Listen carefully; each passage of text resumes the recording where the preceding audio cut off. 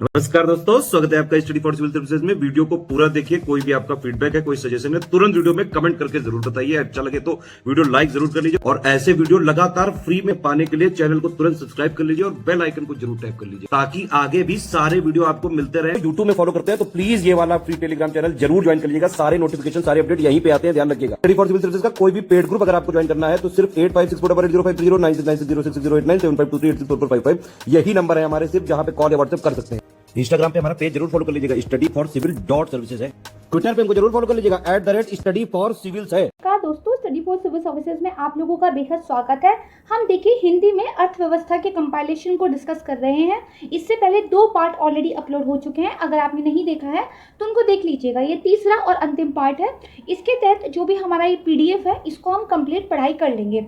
अगर आप इंग्लिश माध्यम के अभ्यर्थी हैं तो आपके लिए जरूरी सूचना है कि इसका जो इंग्लिश वर्जन है वो 4 पार्ट में ऑलरेडी अपलोड हो चुका है, उसको वहाँ से आप देख सकते हैं। ये हम हिंदी माध्यम के अभ्यर्थियों के लिए डिस्कस कर रहे हैं। तो जो पार्ट 1 और 2 था उसमें बहुत सारी इंपॉर्टेंट चीज़ें हमने ऑलरेडी चर्चा कर ली हैं। अब ये पार्ट 3 है। बाकी की जो बची हुई चीज़ें हैं जिसमें काफ़ी सारी इंपॉर्टेंट कॉन्सेप्ट्स होने वाली हैं उनको हम समझेंगे। तो आइए बिना किसी देरी के स्टार्ट करते हैं अपना आज का वीडियो। सबसे पहले देखिए एक बैंक के बारे में जो कि भारतीय लघु उद्योग विकास बैंक है, जिसको शॉर्ट फॉर्म में सिडबी भी बोलते हैं। इसके बारे में बताया गया है। इसकी जो स्थापना हुई थी 1990 में हुई थी, संसद के एक अधिनियम के तहत देखिए इसकी स्थापना हुई थी। और इसका उद्देश्य क्या है, जो आपका MSME क्षेत्र है यानी कि जो आपका सूक्ष्म लघु और मध्यम उद्यम है उसके संवर्धन, वित्त पोषण और विकास के लिए जो है इस वित्तीय संस्था की स्थापना की गई थी। मतलब सिडबी क्या है, एक फाइनेंशियल इंस्टीट्यूशंस है, राइट। लखनऊ में देखिए इसका हेडक्वार्टर है। इसके अलावा जो पूरा भारत है उसमें इसके कार्यालय हैं, राइट। इसको ध्यान रखिएगा। लक्ष्य क्या है, तो जैसा मैंने आपको बताया, जो सूक्ष्म लघु और मध्यम उद्यम है उनके लिए ऋण प्रवाह को सुगम बनाया जाए, सुदृढ़ बनाया जाए और साथ में जो MSME परितंत्र है उसके अंदर जो वित्तीय और विकास संबंधी कमियां हैं उनकी पूर्ति की जाए, राइट। इसको ध्यान रखिएगा। दूसरा जो इम्पोर्टेंट संस्था है वो है नाबार्ड। देखिए पहले नाबार्ड की हम एक पृष्ठभूमि के बारे में समझ लेते हैं। सरकार ने जब एक आप कह सकते हैं आर्थिक नियोजन करना शुरू किया था तो उनके सामने ये बात तो क्लियर थी कि जो ग्रामीण अर्थव्यवस्था है उसको गति देने के लिए एक संस्थागत ऋण देना बेहद महत्वपूर्ण है। तो इसीलिए भारत सरकार के कहने पर जो रिजर्व बैंक था उन्होंने इस महत्वपूर्ण पहलू की पड़ताल करने के लिए एक क्या है समिति की स्थापना की। इस समिति के अध्यक्ष कौन थे, तो बी शिवरामन थे। इसीलिए इस समिति को बी शिवरामन समिति भी कहते हैं। ये समिति का जो गठन किया गया था 1979 में किया गया था।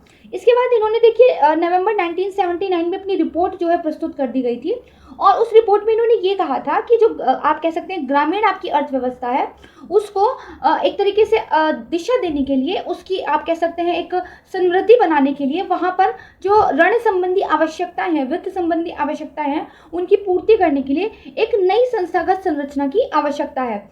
तो समिति ने अनुशंसा की थी कि एक नई विकास वित्तीय संस्था की स्थापना की जाए। तो फिर संसद ने इन सिफारिशों को मान लिया और 1981 में एक अधिनियम के द्वारा उन्होंने राष्ट्रीय कृषि और ग्रामीण विकास बैंक, जिसको शॉर्ट फॉर्म में नाबार्ड बोलते हैं, इसका गठन कर दिया। तो देखिए नाबार्ड जो है 12 जुलाई 1982 को अस्तित्व में आया और उस टाइम पे श्रीमती जो इंदिरा गांधी हमारी प्रधानमंत्री थी उन्होंने इसको राष्ट्र को देखिए समर्पित कर दिया। ठीक है, क्या इसका काम था बेसिकली, तो जो कृषि के लिए ऋण कार्य करना और साथ ही जो कृषि है उसके लिए पुनर्वित्त करना और उसका विकास करना। ठीक है, स्टार्टिंग में इसको 100 करोड़ रुपए की आरंभिक पूंजी से स्थापित किया गया था। 21 में देखिए इसकी जो पूंजी थी वो 1580 करोड़ रुपए हो गई थी। शुरुआत में देखिए इसमें जो हिस्सेदारी थी वो भारत सरकार और भारतीय रिजर्व बैंक दोनों की थी, लेकिन बाद में इसमें संशोधन किया गया और आज की बात की जाए तो नाबार्ड पर पूरा स्वामित्व जो है वो भारत सरकार का है। नाबार्ड के अगर हेडक्वार्टर की बात करें तो मुंबई महाराष्ट्र में ये अवस्थित है, राइट। इसको ध्यान रखिएगा।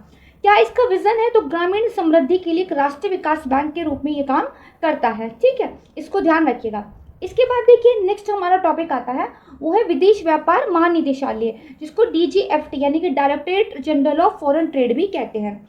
तो ये क्या है, देखिए जो विदेश व्यापार महानिदेशालय है ये दरअसल वाणिज्य और उद्योग मंत्रालय का एक संबंध कार्यालय है और जो विदेश व्यापार महानिदेशक होते हैं वो इसके अध्यक्ष होते हैं। इसकी शुरुआत की गई थी 1991 में, कब, जब सरकार ने आर्थिक नीतियों में उदारीकरण शुरू किया था। देखिए पहले क्या था, हमारे यहाँ जो विदेश व्यापार था उसको कंट्रोल करने की कोशिश की जाती थी, लेकिन बाद में जब हमारे यहाँ उदारीकरण की एक प्रोसीजर शुरू हो गया तो इस महानिदेशालय को एक सूत्रधार की भूमिका सौंपी गई और उनको कहा गया कि आयात और निर्यात के नियंत्रण या निषेध के स्थान पर आप आयात या निर्यात का संवर्धन और सुगमता पर बल दीजिए। यानी कि कंट्रोल करने वाली जो पॉलिसी थी उसको हटाकर हमने क्या कहते हैं मैनेज करने की पॉलिसी, एक सुगम इजी एक तरीके से करने की पॉलिसी पर काम किया।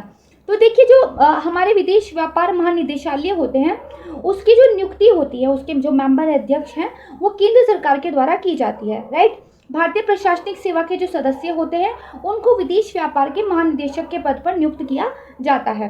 और ये क्या है, तो ये भारत सरकार के वाणिज्यिक और उद्योग मंत्रालय के प्रशासनिक नियंत्रण के तहत एक संलग्न कार्यालय होता है। ये मैंने आपको बता ही दिया।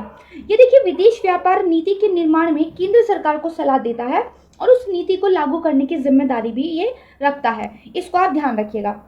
देखिए जो महानिदेशक है वो संगठन के प्रमुख होते हैं और मैंने आपको बता ही दिया कि इनके अलग अलग देखिए क्षेत्रीय कार्यालय भी होते हैं, ठीक है। ये क्या करते हैं, विदेश व्यापार नीति और जो प्रक्रिया है उनका संचालन करते हैं। कोलकाता में, दिल्ली में, चेन्नई में, मुंबई में इनके रीजनल ऑफिसेस हैं, ठीक है, इसको ध्यान रखिएगा। और अगर बात की जाए आप तो नई दिल्ली में जो है इसका एक ऑफिस अवस्थित है, राइट, इसको ध्यान रखिएगा। फिर एक अन्य इम्पोर्टेंट संस्था है वो है देखिए भारतीय विज्ञापन मानक परिषद, इसको इंग्लिश में ASCI भी बोलते हैं। 1985 में देखिए इसकी स्थापना हुई थी और ये क्या है, एक स्वनियामक स्वैच्छिक संगठन है। देखिए नाम देखिए, भारतीय विज्ञापन मानक परिषद, यानी कि जो हमारी एडवर्टीजमेंट इंडस्ट्री है, विज्ञापन से संबंधित जितनी भी चीज़ें हैं उनको रेगुलेट करने के लिए एक बॉडी है जिसका नाम है भारतीय विज्ञापन मानक परिषद। ये बॉडी क्या है, सेल्फ रेगुलेटरी है, यानी कि खुद ही जो है अपना नियमन करती है। और ये एक स्वैच्छिक संगठन, एक वॉलंटियर, ये आप कह सकते हैं संगठन है, कोई सरकारी बॉडी नहीं है बल्कि कुछ लोगों ने मिलकर स्वैच्छिक रूप से, ऑटोनोमस रूप से इसको बनाया है। तो इसलिए क्या है, एक गैर सरकारी निकाय है। दरअसल ये बॉडी उपभोक्ताओं के हितों की रक्षा हो इसलिए विज्ञापन में स्व विनियमन करने के लिए प्रतिबद्ध है, ठीक है। मतलब ये लोग चाहते हैं कि जो एडवर्टीजमेंट हो वो उन कोड के अनुरूप हो जिससे ये साबित हो सके कि भाई जो एडवर्टीजमेंट है वो एक तो कानूनी रूप से सही होंगे, सभ्य होंगे, ईमानदार होंगे और सच्चे होंगे। मतलब आपको झूठे एडवर्टीजमेंट दिखाकर बरगलाया नहीं जाएगा, तो कंज्यूमर्स को गलत एडवर्टीजमेंट देकर कोई नुकसान ना हो उस चीज़ का ये ध्यान रखता है। तो एडवर्टीजमेंट देखिए हर जगह होते हैं, चाहे प्रिंट मीडिया की बात करें, टीवी की बात करें, रेडियो हो, होर्डिंग्स हो, SMS के द्वारा, ईमेल के द्वारा, इंटरनेट और वेबसाइट के द्वारा, उत्पादों की पैकेजिंग पर, प्रचार सामग्री पर, इन सब में ही देखिए एडवर्टीजमेंट होते हैं। तो इन सारी ही जगह पर, इन सारी मीडिया में ये शिकायतों को देखता है, राइट, इसको ध्यान रखिएगा। फिर तीसरी एक संस्था हमारी इंपॉर्टेंट है वो है IRDA, यानी कि भारतीय बीमा नियामक और विकास प्राधिकरण। तो यहाँ भी देखिए नाम से पता चल रहा है बीमा, यानी कि जो इंश्योरेंस वाला हमारा सेक्टर है उसको रेगुलेट करने के लिए, उसका विकास, उसकी डेवलपमेंट करने के लिए एक संस्था हमारे पास है, ठीक है। ये भी क्या, एक स्वायत्त यानी कि ऑटोनोमस और वैधानिक निकाय है। वैधानिक निकाय का मतलब क्या, किसको किसी एक्ट के द्वारा बनाया गया है। तो देखिए यह बीमा नियामक और विकास प्राधिकरण अधिनियम 1999 के द्वारा बनाया गया था। इसका हेडक्वार्टर है हैदराबाद, तेलंगाना में। 2001 में इसको दिल्ली में जो है दिल्ली से जो है स्थानांतरित कर दिया गया था, ठीक है। इसमें एक अध्यक्ष होते हैं, 5 पूर्णकालिक और 4 अंशकालिक सदस्य सहित ये 4 सदस्यीय एक निकाय है, ठीक है, इसको ध्यान रखिएगा। इसके बाद यहाँ पर आ जाइए, अगला क्या है हमारा, तो भारतीय प्रतिभूति और विनियमन बोर्ड यानी कि सेबी। तो देखिए सेबी की जो पहली बार स्थापना की गई थी वो 1988 में की गई थी और एक गैर सांविधिक निकाय के रूप में स्थापित किया गया था। यानी कि उस टाइम पे कोई एक्ट वगैरह नहीं लाया गया था, बस इस बॉडी को बना दिया गया था। 1992 में एक स्वायत्त निकाय बन गया और 1992 में सेबी अधिनियम 1992 को पारित कर दिया गया जिसके द्वारा इसको वैधानिक शक्तियां प्रदान कर दी गई, राइट। इसका मुख्यालय कहाँ है, तो मुंबई में है। इसके अलावा नई दिल्ली में, कोलकाता, चेन्नई, अहमदाबाद में इसके उत्तरी, पूर्वी, दक्षिणी और पश्चिमी क्षेत्रीय कार्यालय हैं। अब देखिए सेबी के अंदर बहुत सारे अलग अलग डिपार्टमेंट्स होते हैं। सेबी के लगभग 20 विभाग हैं जिनके माध्यम से ये भारतीय वित्तीय बाजार को नियंत्रित करता है।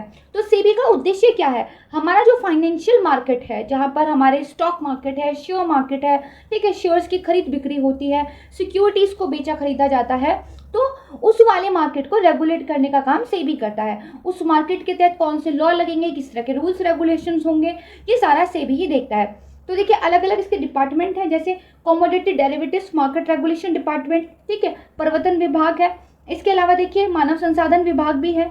आप देखेंगे तो यहाँ पे आर्थिक और नीति विश्लेषण विभाग भी है, ठीक है। इसके बाद एक निवेश प्रबंधन विभाग भी है, बाजार का विनियमन विभाग भी है, अंतर्राष्ट्रीय मामलों का कार्यालय भी है। ठीक है, तो ये सारे डिपार्टमेंट्स हैं, नाम आपको याद रखने की जरूरत नहीं है, बस थोड़ा सा आइडिया होना चाहिए। इसके बाद नेक्स्ट देखते हैं IDBI बैंक। तो जो IDBI बैंक लिमिटेड है वो भारत सरकार का जो वित्त मंत्रालय है उसके स्वामित्व में क्या है, एक वित्त संस्थान है। ठीक है, 1964 में जो भारतीय औद्योगिक विकास बैंक है, ये IDBI के फुल फॉर्म है, इसके रूप में इसको स्थापित किया गया था, जो कि क्या है, एक विकास वित्त संस्थान यानी कि एक डेवलपमेंट फाइनेंस इंस्टीट्यूशन है, इसको DFI भी बोलते हैं, जो औद्योगिक क्षेत्र को वित्तीय सेवाएं प्रदान करता है। 2005 में इस संस्था को अपने जो इसका वाणिज्यिक प्रभाग था IDBI बैंक, उसके साथ मिला दिया गया था, जिससे वर्तमान में जो बैंकिंग इकाई है वो ये बन गया और अब इसको अन्य सार्वजनिक क्षेत्र के बैंक श्रेणी के रूप में वर्गीकृत किया गया है। फिर मार्च 2019 में RBI ने इसको फिर से पुनर्वर्गीकृत किया और इसको DFI यानी कि डेवलपमेंट फाइनेंशियल इंस्टीट्यूशन के रूप में कैटेगराइज कर दिया गया। ठीक है, तो उसको ध्यान रखिएगा। कुछ इंस्टीट्यूशंस हैं जैसे SIDBI, इंडिया का EXIM bank, national stock exchange of India और नेशनल सिक्योरिटीज डिपॉजिटरी लिमिटेड, इनकी सोर्स कहीं ना कहीं IDBI बैंक में ही छुपी हुई है। ठीक है, इसके बाद दूसरा क्या है, तो IDFC फर्स्ट बैंक। तो देखिए 2014 में भारतीय रिजर्व बैंक ने निजी क्षेत्र में एक नया बैंक स्थापित करने के लिए जो IDFC लिमिटेड थी उनको सैद्धांतिक मंजूरी दे दी। ठीक है, तो इसके बाद जो IDFC लिमिटेड थी उन्होंने अपनी जो बुनियादी ढांचा वित्तीय परिसंपत्तियां थी और देनदारियां थी उसको एक नई इकाई को, एक नई यूनिट को जिसका नाम था IDFC बैंक, उसको बेच दिया। तो एक तरीके से डीमर्जर हुआ। मर्जर मतलब दो संस्थाएं मिलती है, डीमर्जर मतलब एक संस्था में से दूसरी संस्था अलग होती है। तो डीमर्जर के जरिए फिर IDFC लिमिटेड नवंबर 2015 में एक बैंक के रूप में लॉन्च हो गया था। बहुत इंपॉर्टेंट बिल्कुल भी नहीं है, इसको आप बस पढ़ के एक बार छोड़ भी सकते हैं, राइट। इसके बाद ये देखिए, ये थोड़ा सा इंपॉर्टेंट है, इंफ्रास्ट्रक्चर डेवलपमेंट फाइनेंस कंपनी।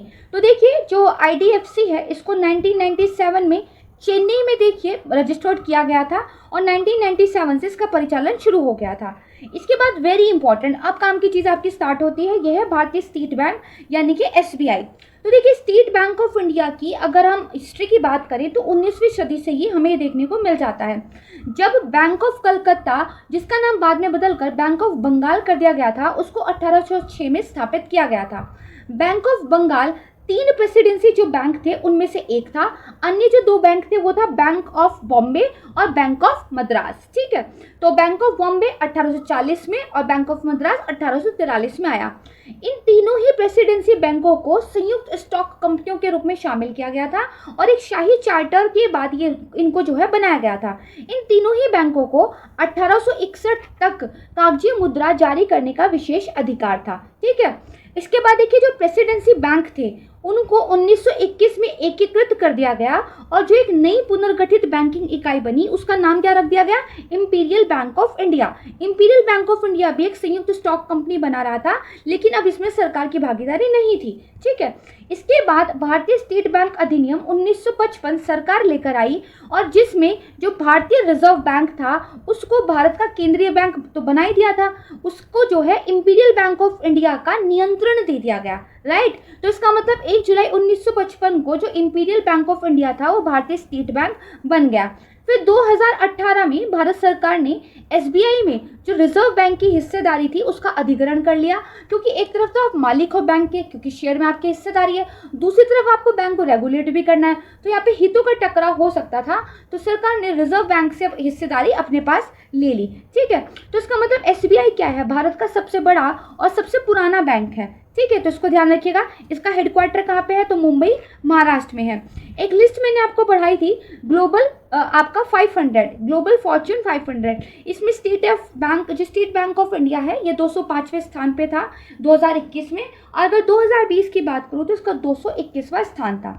अब देखिए बैंकों के अलग अलग टाइप होते हैं, जैसे सार्वजनिक बैंक होते हैं, पब्लिक बैंक जैसे SBI मैंने आपको पढ़ाया, फिर कुछ निजी बैंक होते हैं जिनमें प्राइवेट ओनरशिप रहती है जैसे ICICI बैंक, फिर कुछ विदेशी बैंक होते हैं, फॉरेन बैंक जो एक्चुअली में फॉरेन के हैं बट उन्होंने अपनी ब्रांच वगैरह फ्रेंचाइजीज वगैरह एक दूसरे देश में भी खोली हुई है, फिर कुछ सहकारी बैंक होते हैं, कोऑपरेटिव बैंक्स होते हैं, राइट, ये हो गया।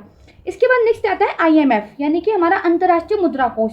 देखिए ये मैंने आपको ऑलरेडी पढ़ा दिया था लेकिन फिर भी थोड़ा सा देख लेते हैं। ये क्या है, एक अंतर्राष्ट्रीय वित्तीय संस्थान है जिसका हेडक्वार्टर कहाँ पे है, वॉशिंगटन DC में।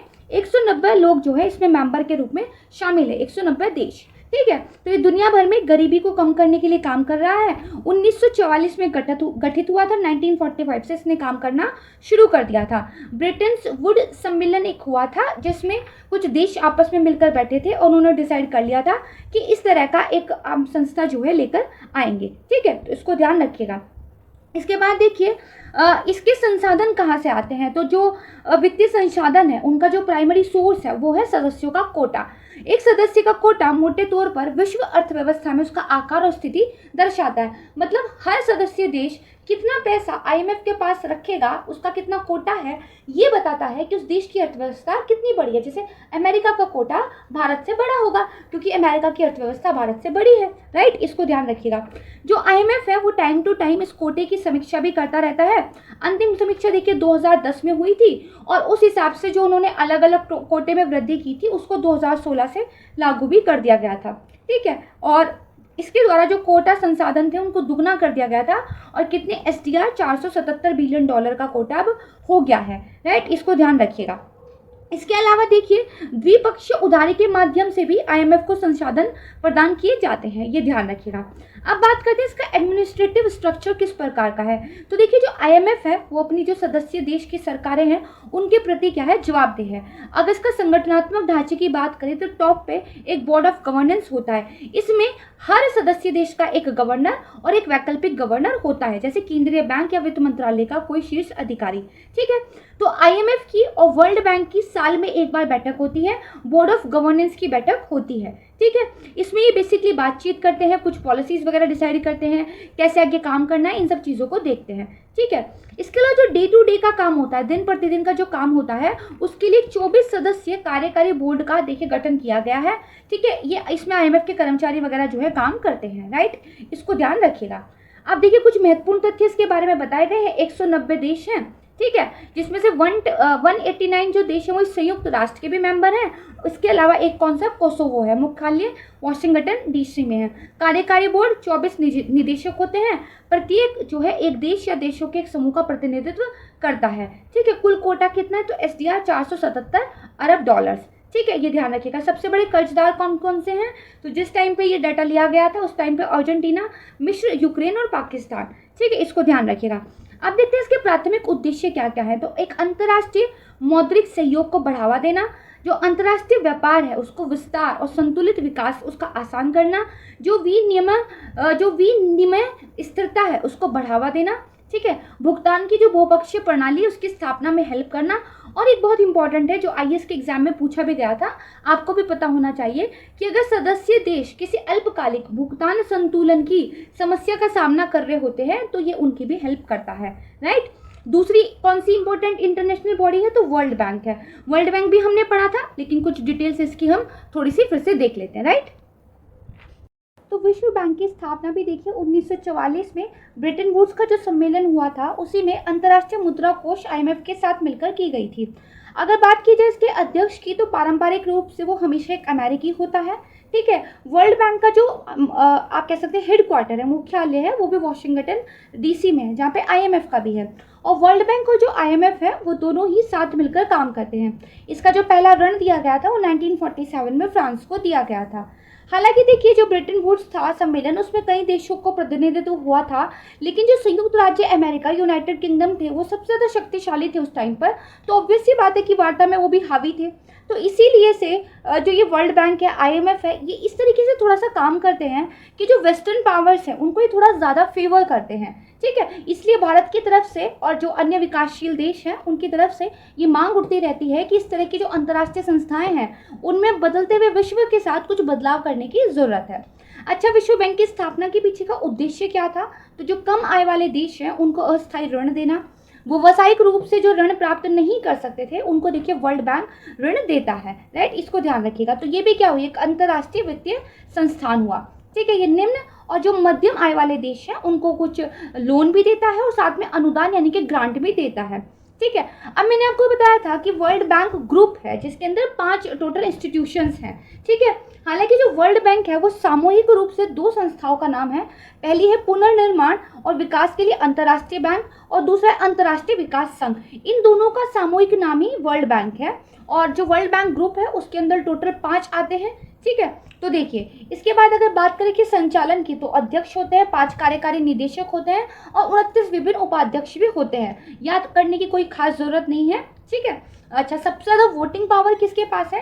तो एक बात ध्यान रखिएगा, जो वर्ल्ड बैंक है उसमें वेटेज वोटिंग पावर सिस्टम काम करता है। वेटेज का मतलब क्या होता है भाई? जो वर्ल्ड बैंक को जितना ज़्यादा अपना कोटा रखता है, जितना ज़्यादा पैसा देता है, राइट, उसकी वोटिंग पावर की उतनी ही ज़्यादा वेट होगी। यानी कि यहाँ पे वन नेशन वन वोट का सिद्धांत काम नहीं करता।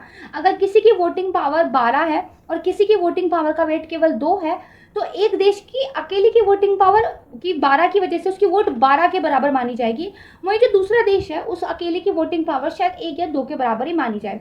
क्योंकि जो वेस्टर्न नेशंस थे उनके ही आप कह सकते हैं ज़्यादा प्रभुत्व के टाइम पर ये सब संस्थाएं बनी थी। तो देखिए, वर्ल्ड बैंक वगैरह का कोटा भी उन्हीं को मिला हुआ है और उस कोटे की वजह से वोटिंग पावर भी उनके पास ज़्यादा है। भारत जैसे देश मांग करते हैं कि इस कोटे को फिर से रिकन्सिडर करने की ज़रूरत है, लेकिन आप तो जानते ही हैं कि जो वेस्टर्न पावर्स होती हैं वो तो अपनी हेजेमनी बना के रखती ही है। तो ज़्यादा वोटिंग पावर किस किस के पास है? तो अमेरिका के पास है, जापान, चीन, जर्मनी और यूके के पास है, ठीक है। वर्ल्ड बैंक के कौन से 5 समूह हैं हमने देखे थे, फिर से देख लेते हैं। पुनर्निर्माण और विकास के लिए अंतर्राष्ट्रीय बैंक, अंतर्राष्ट्रीय विकास संघ, अंतर्राष्ट्रीय वित्त निगम, बहुपक्षीय निवेश गारंटी एजेंसी मीगा और निवेश विवादों के निपटान के लिए एक अंतर्राष्ट्रीय केंद्र, राइट। यहाँ पर कुछ जो है इन्फॉर्मेशन दी हुई है जो हमने पढ़ ली है, ठीक है, तो इसको ध्यान रखिएगा। अच्छा, इसके बाद देखिए, ये ध्यान रखिएगा कि वर्ल्ड बैंक की एक रिपोर्ट आई थी जिसका नाम था विश्व बैंक के प्रेक्षण मूल्य विश्वव्यापी डेटाबेस। इसके अनुसार 2021 में विश्व से प्रेषण का सबसे बड़ा प्राप्तकर्ता देश भारत था। प्रेषण को देखिए इंग्लिश में रेमिटेंस बोलते हैं। ये क्या होता है? मान लीजिए आपके देश से बहुत सारे लोग दूसरी कंट्रीज में काम करने गए हैं, तो उनको काम के बदले जो पैसा मिलता है उसमें से अपना खर्चा निकालने के बाद ऑब्वियस सी बात है वो अपनी फैमिली के पास अपने देश में पैसा भेजते हैं।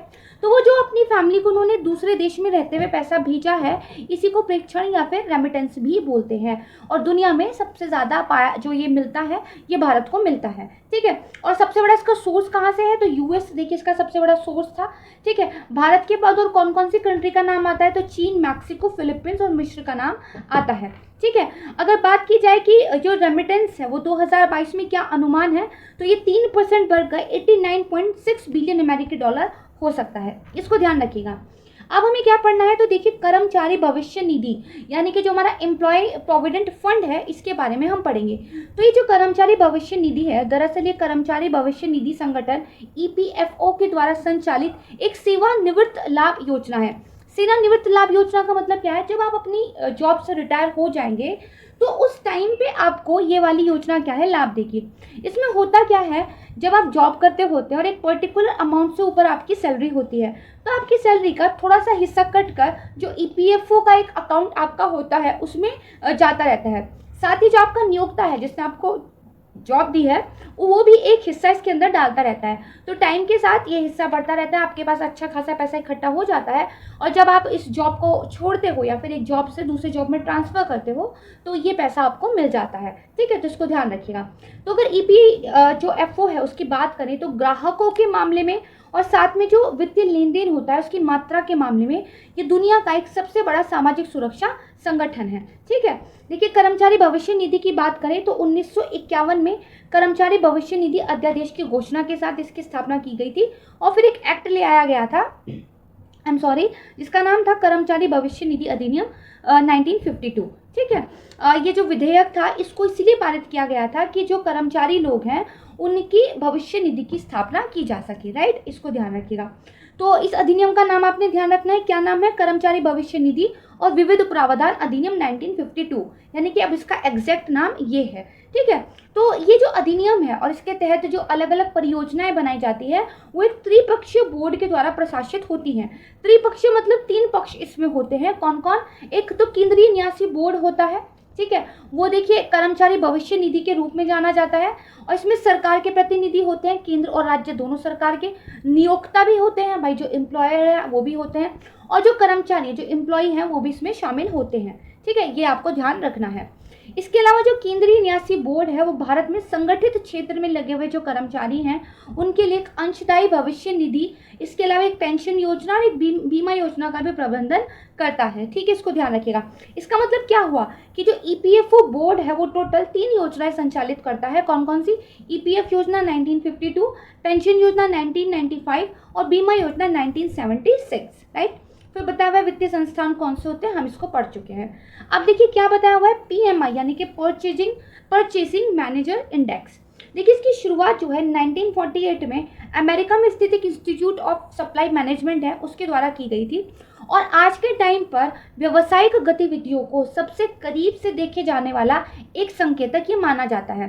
देखिए जो पीएमआई है ये दरअसल महीने की शुरुआत में जारी किया जाता है और जब महीने, देखिए अगर हमें औद्योगिक उत्पादन संबंधी आंकड़े या जो जीडीपी संबंधित आंकड़े या तो वो साल के अंत में मिलते हैं या महीने या छमाही के अंत में मिलते हैं, लेकिन जो परचेजिंग मैनेजर्स इंडेक्स है इसका फायदा ये है कि इसके आंकड़े हमें महीने की शुरुआत में मिल जाते हैं, यानी कि जब हमें आधिकारिक आंकड़े मिलेंगे उससे बहुत पहले ही मिल जाते हैं। तो इसीलिए आर्थिक गतिविधियों का एक अच्छा यानी कि अग्रणी संकेतक ये माना जाता है। देखिए ये जो पीएमआई है ये कॉर्पोरेट आय का भी एक संकेतक दे देता है और ये निवेशकों के साथ साथ यानी कि जो इन्वेस्टर्स हैं उनके साथ साथ जो बॉन्ड बाजार है उनके द्वारा भी बहुत करीबी से देखा जाता है, यानी कि जो इन्वेस्टर्स है, जो बॉन्ड बाजार में इन्वेस्टमेंट करने वाले बाकी लोग हैं वो सारे इस परचेजिंग मैनेजर इंडेक्स को देखते हैं और इसके अनुसार वो किसी अर्थव्यवस्था में निवेश करना है या नहीं करना है इस फैक्टर को भी कंसिडर करते हैं। ठीक है, इसको ध्यान रखना है। देखिए ये विनिर्माण और सेवा दोनों क्षेत्रों में देखा जाता है। ठीक है, ये दरअसल क्या करता है, ये कुछ प्रश्न पूछता है कुछ व्यावसायिक गतिविधियों में लगे हुए जो बहुत सारे पर्सन्स हैं उनसे और फिर उनके क्या सेंटिमेंट्स हैं, उन प्रश्नों का क्या जवाब देते हैं, इसके अनुसार फिर एक इंडेक्स निकालता है। ठीक है, प्रश्नों की श्रृंखला जो है पूछी जाती है।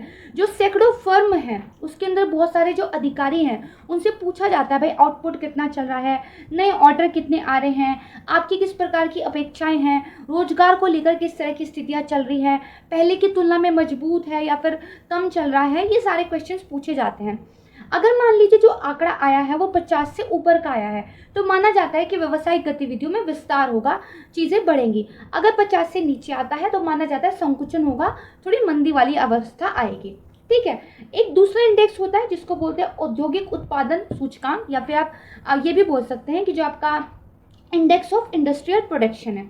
देखिए नाम से समझिए औद्योगिक उत्पादन सूचकांक यानी कि आपके यहाँ जो उद्योग हैं वो क्या प्रोडक्शन कर रहे हैं, उनके यहाँ किस तरह की चीज़ों का विनिर्माण हो रहा है, किस तरह की सर्विसेज उत्पादित हो रही हैं, उसी की क्या स्थिति है, ये सूचकांक आपको उसके बारे में बताता है, राइट। सबसे पहले 1950 में प्रकाशित हुआ था, तब इसका जो बेस ईयर था वो 1937 था। सीएसओ जो है हमारा सेंटर ऑफ स्टैटिस्टिक्स ऑर्गेनाइजेशन वो उसको रिलीज़ करता है, जो एनएसओ के नाम से भी जाना जाता है।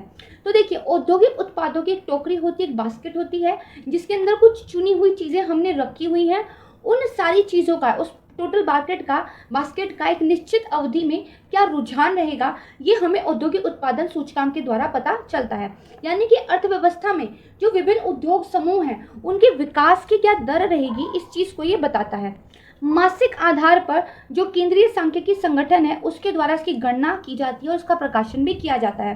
ये देखिए व्यापक क्षेत्रों यानी कि आप कह सकते हैं सेक्टर के बेस पे भी निकाला जैसे माइनिंग, खनन, विनिर्माण और बिजली, और उपयोग आधारित क्षेत्रों जैसे कि मूल सामान, पूंजीगत सामान, मध्यवर्ती सामान, इन कैटेगरी के रूप में भी इसको निकाला जाता है। ठीक है, जो केंद्रीय सांख्यिकी कार्यालय है वो किसके अंदर आता है, तो सांख्यिकी और कार्यक्रम कार्यान्वयन मंत्रालय के अंदर आता है। ठीक है, और अब इसके बेस ईयर को भी इन्होंने बदल दिया है, पहले ये 2004-05 था, अब ये बेस ईयर 2011-12 हो गया है, राइट। इसको ध्यान रखिएगा। इसके अलावा देखिए ये याद रखिएगा जो हमारी 8 कोर इंडस्ट्रीज हैं जिनको मैंने पिछली वीडियो में पढ़ाया था वो इस औद्योगिक उत्पादन सूचकांक के अंदर बहुत ज़्यादा इंपॉर्टेंस रखती है, यानी कि इनका भार जो है टोटल अगर जो औद्योगिक उत्पादन सूचकांक है वो 100 का है तो उसमें से जो 8 कोर इंडस्ट्रीज हैं उनका वेट 40.27% है। ठीक, इसका ध्यान रखिएगा। अच्छा, ये जो सूचकांक है इसका जो उपयोग है वो सरकारी एजेंसी और विभाग जैसे कि वित्त मंत्रालय, आरबीआई पॉलिसीज वगैरह बनाने के लिए करते हैं। ठीक है, इसको ध्यान रखिएगा।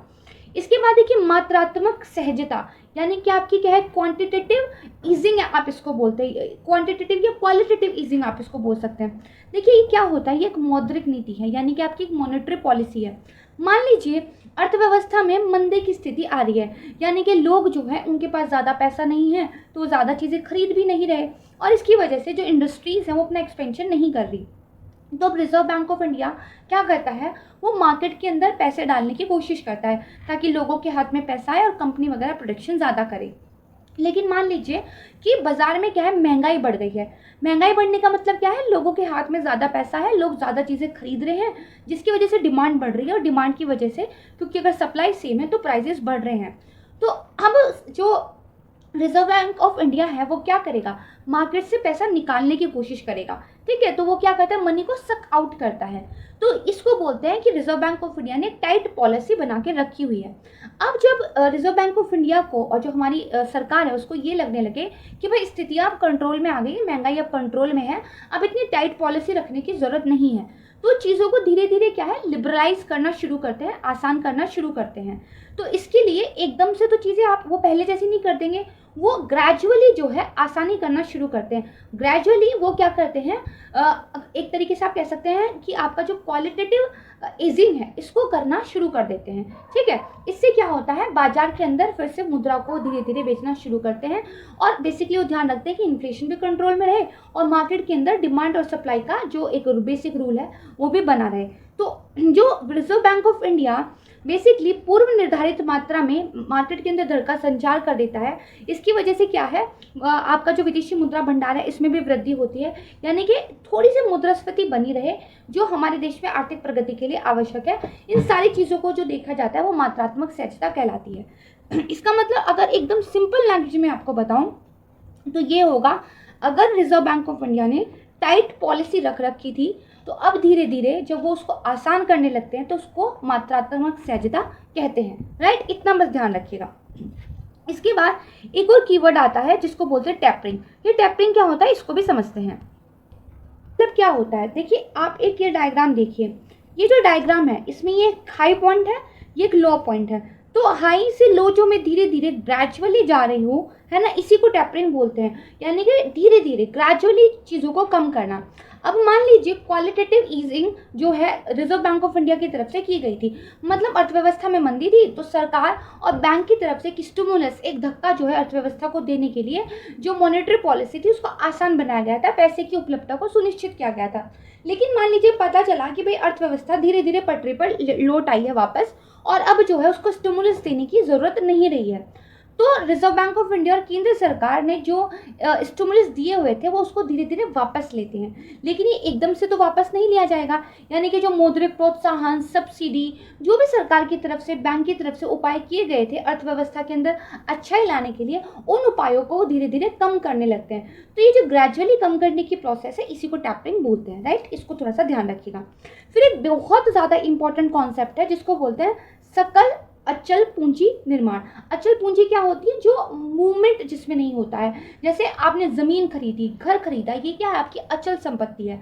दूसरी संपत्ति क्या होती है, चल होती है, जिसमें मूवमेंट होता है। ठीक है, तो देखिए जो ये सकल अचल पूंजी निर्माण है इसको इंग्लिश में GFCF यानी कि ग्रॉस फिक्स्ड कैपिटल फॉर्मेशन भी कहते हैं, और सामान्य भाषा में इसको इन्वेस्टमेंट यानी कि निवेश भी कहते हैं। बेसिकली ये क्या कहलाता है, ये क्या कहलाता है, संपत्तियों का अधिग्रहण।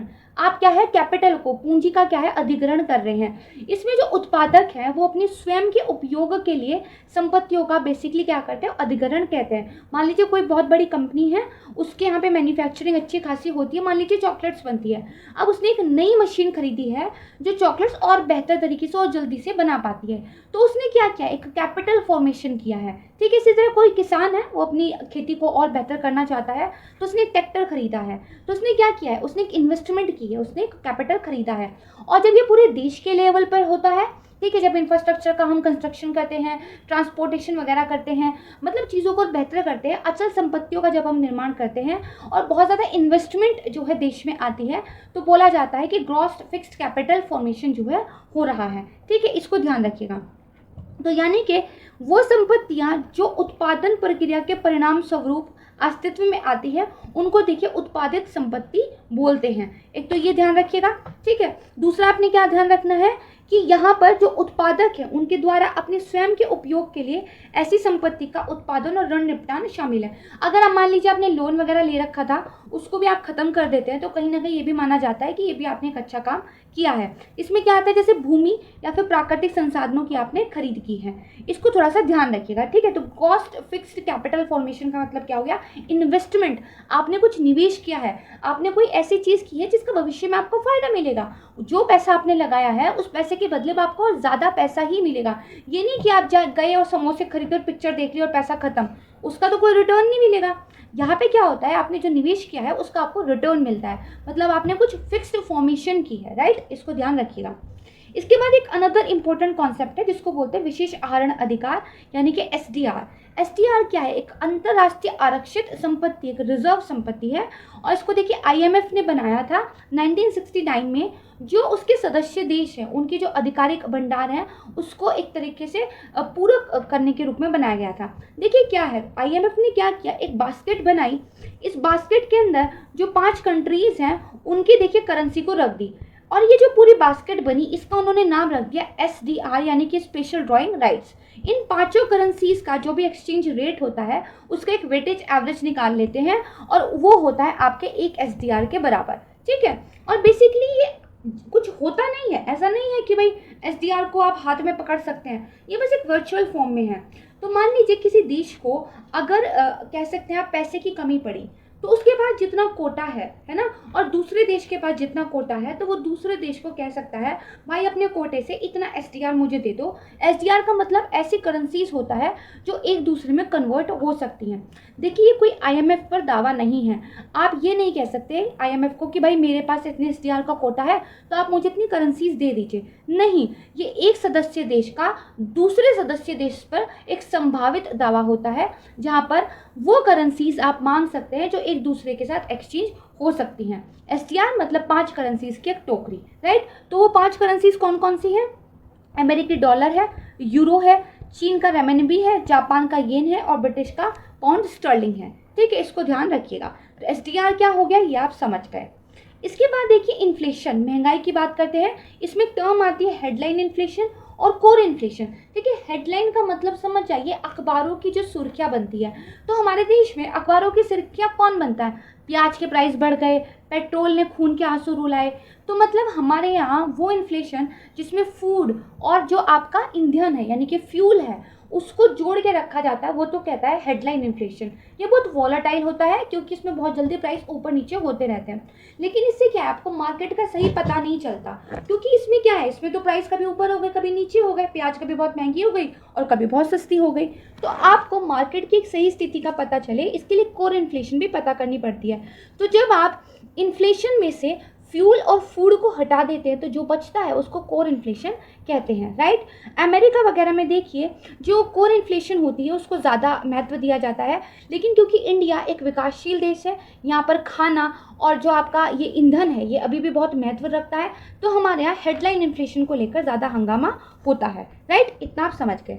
अब इसके बाद एक आता है आपका व्यापार अपेक्षा सूचकांक, यानी कि आपका क्या है, बिजनेस एक्सपेक्टेशंस इंडेक्स। इसको भी आराम से समझते हैं। तो कैसा आर्थिक प्रदर्शन हो रहा है उसका एक और संकेत है, ये है आपका व्यापार अपेक्षा सूचकांक।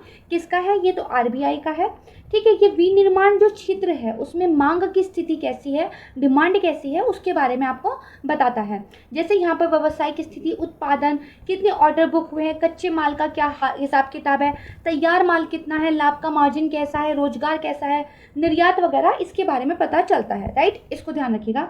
अच्छा एक चीज़ ये ध्यान रखनी है कि जो सांख्यिकी विभाग था और जो कार्यक्रम कार्यान्वयन विभाग था उनका विलय हुआ 1999 में, और फिर सांख्यिकी और कार्यक्रम कार्यान्वयन मंत्रालय जिसको मॉस्पी भी कहते हैं, ये एक स्वतंत्र मंत्रालय के रूप में अस्तित्व में आया था, ठीक है। इसको ध्यान रखना है आपको।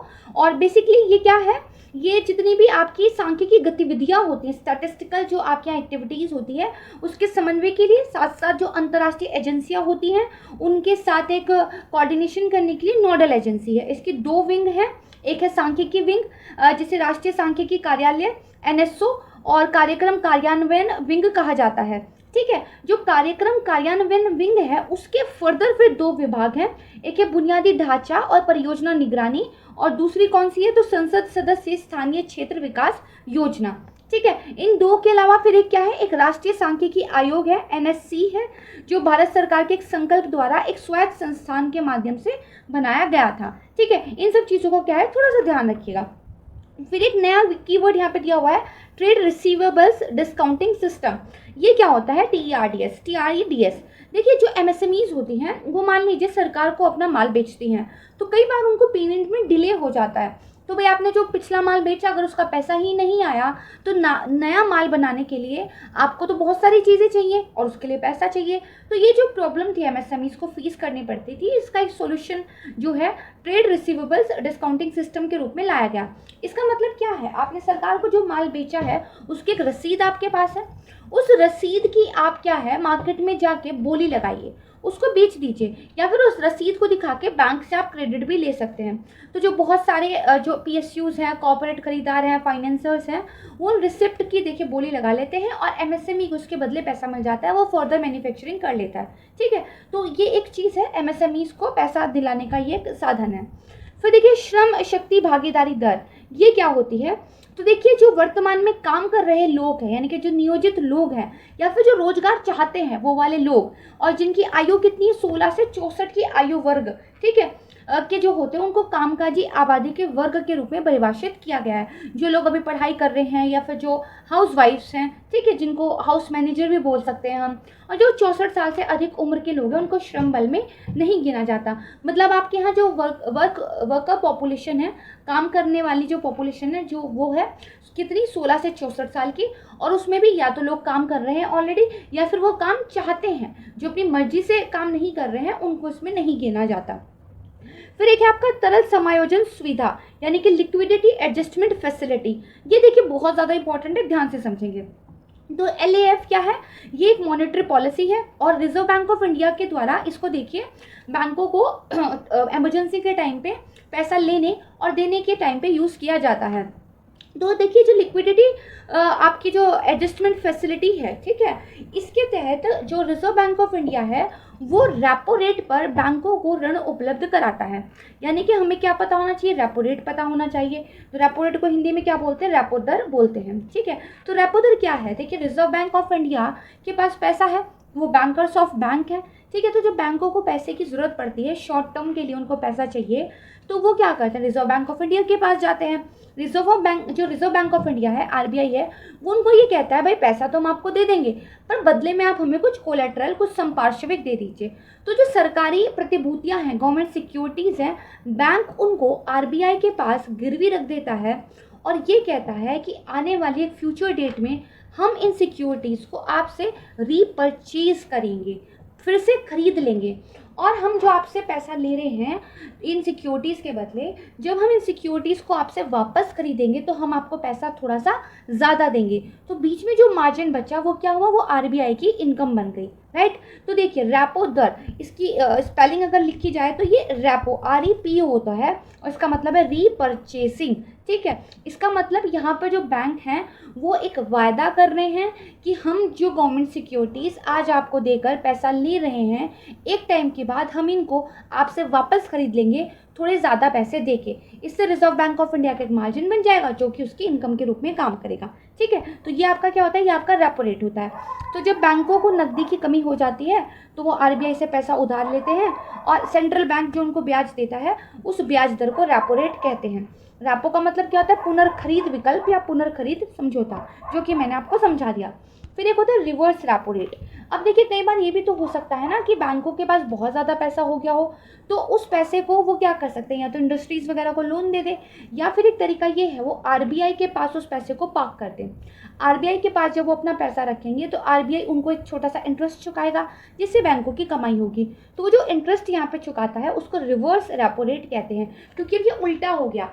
अब ये RBI से बैंकों की तरफ नहीं बल्कि बैंकों से RBI की तरफ जा रहा है, ठीक है।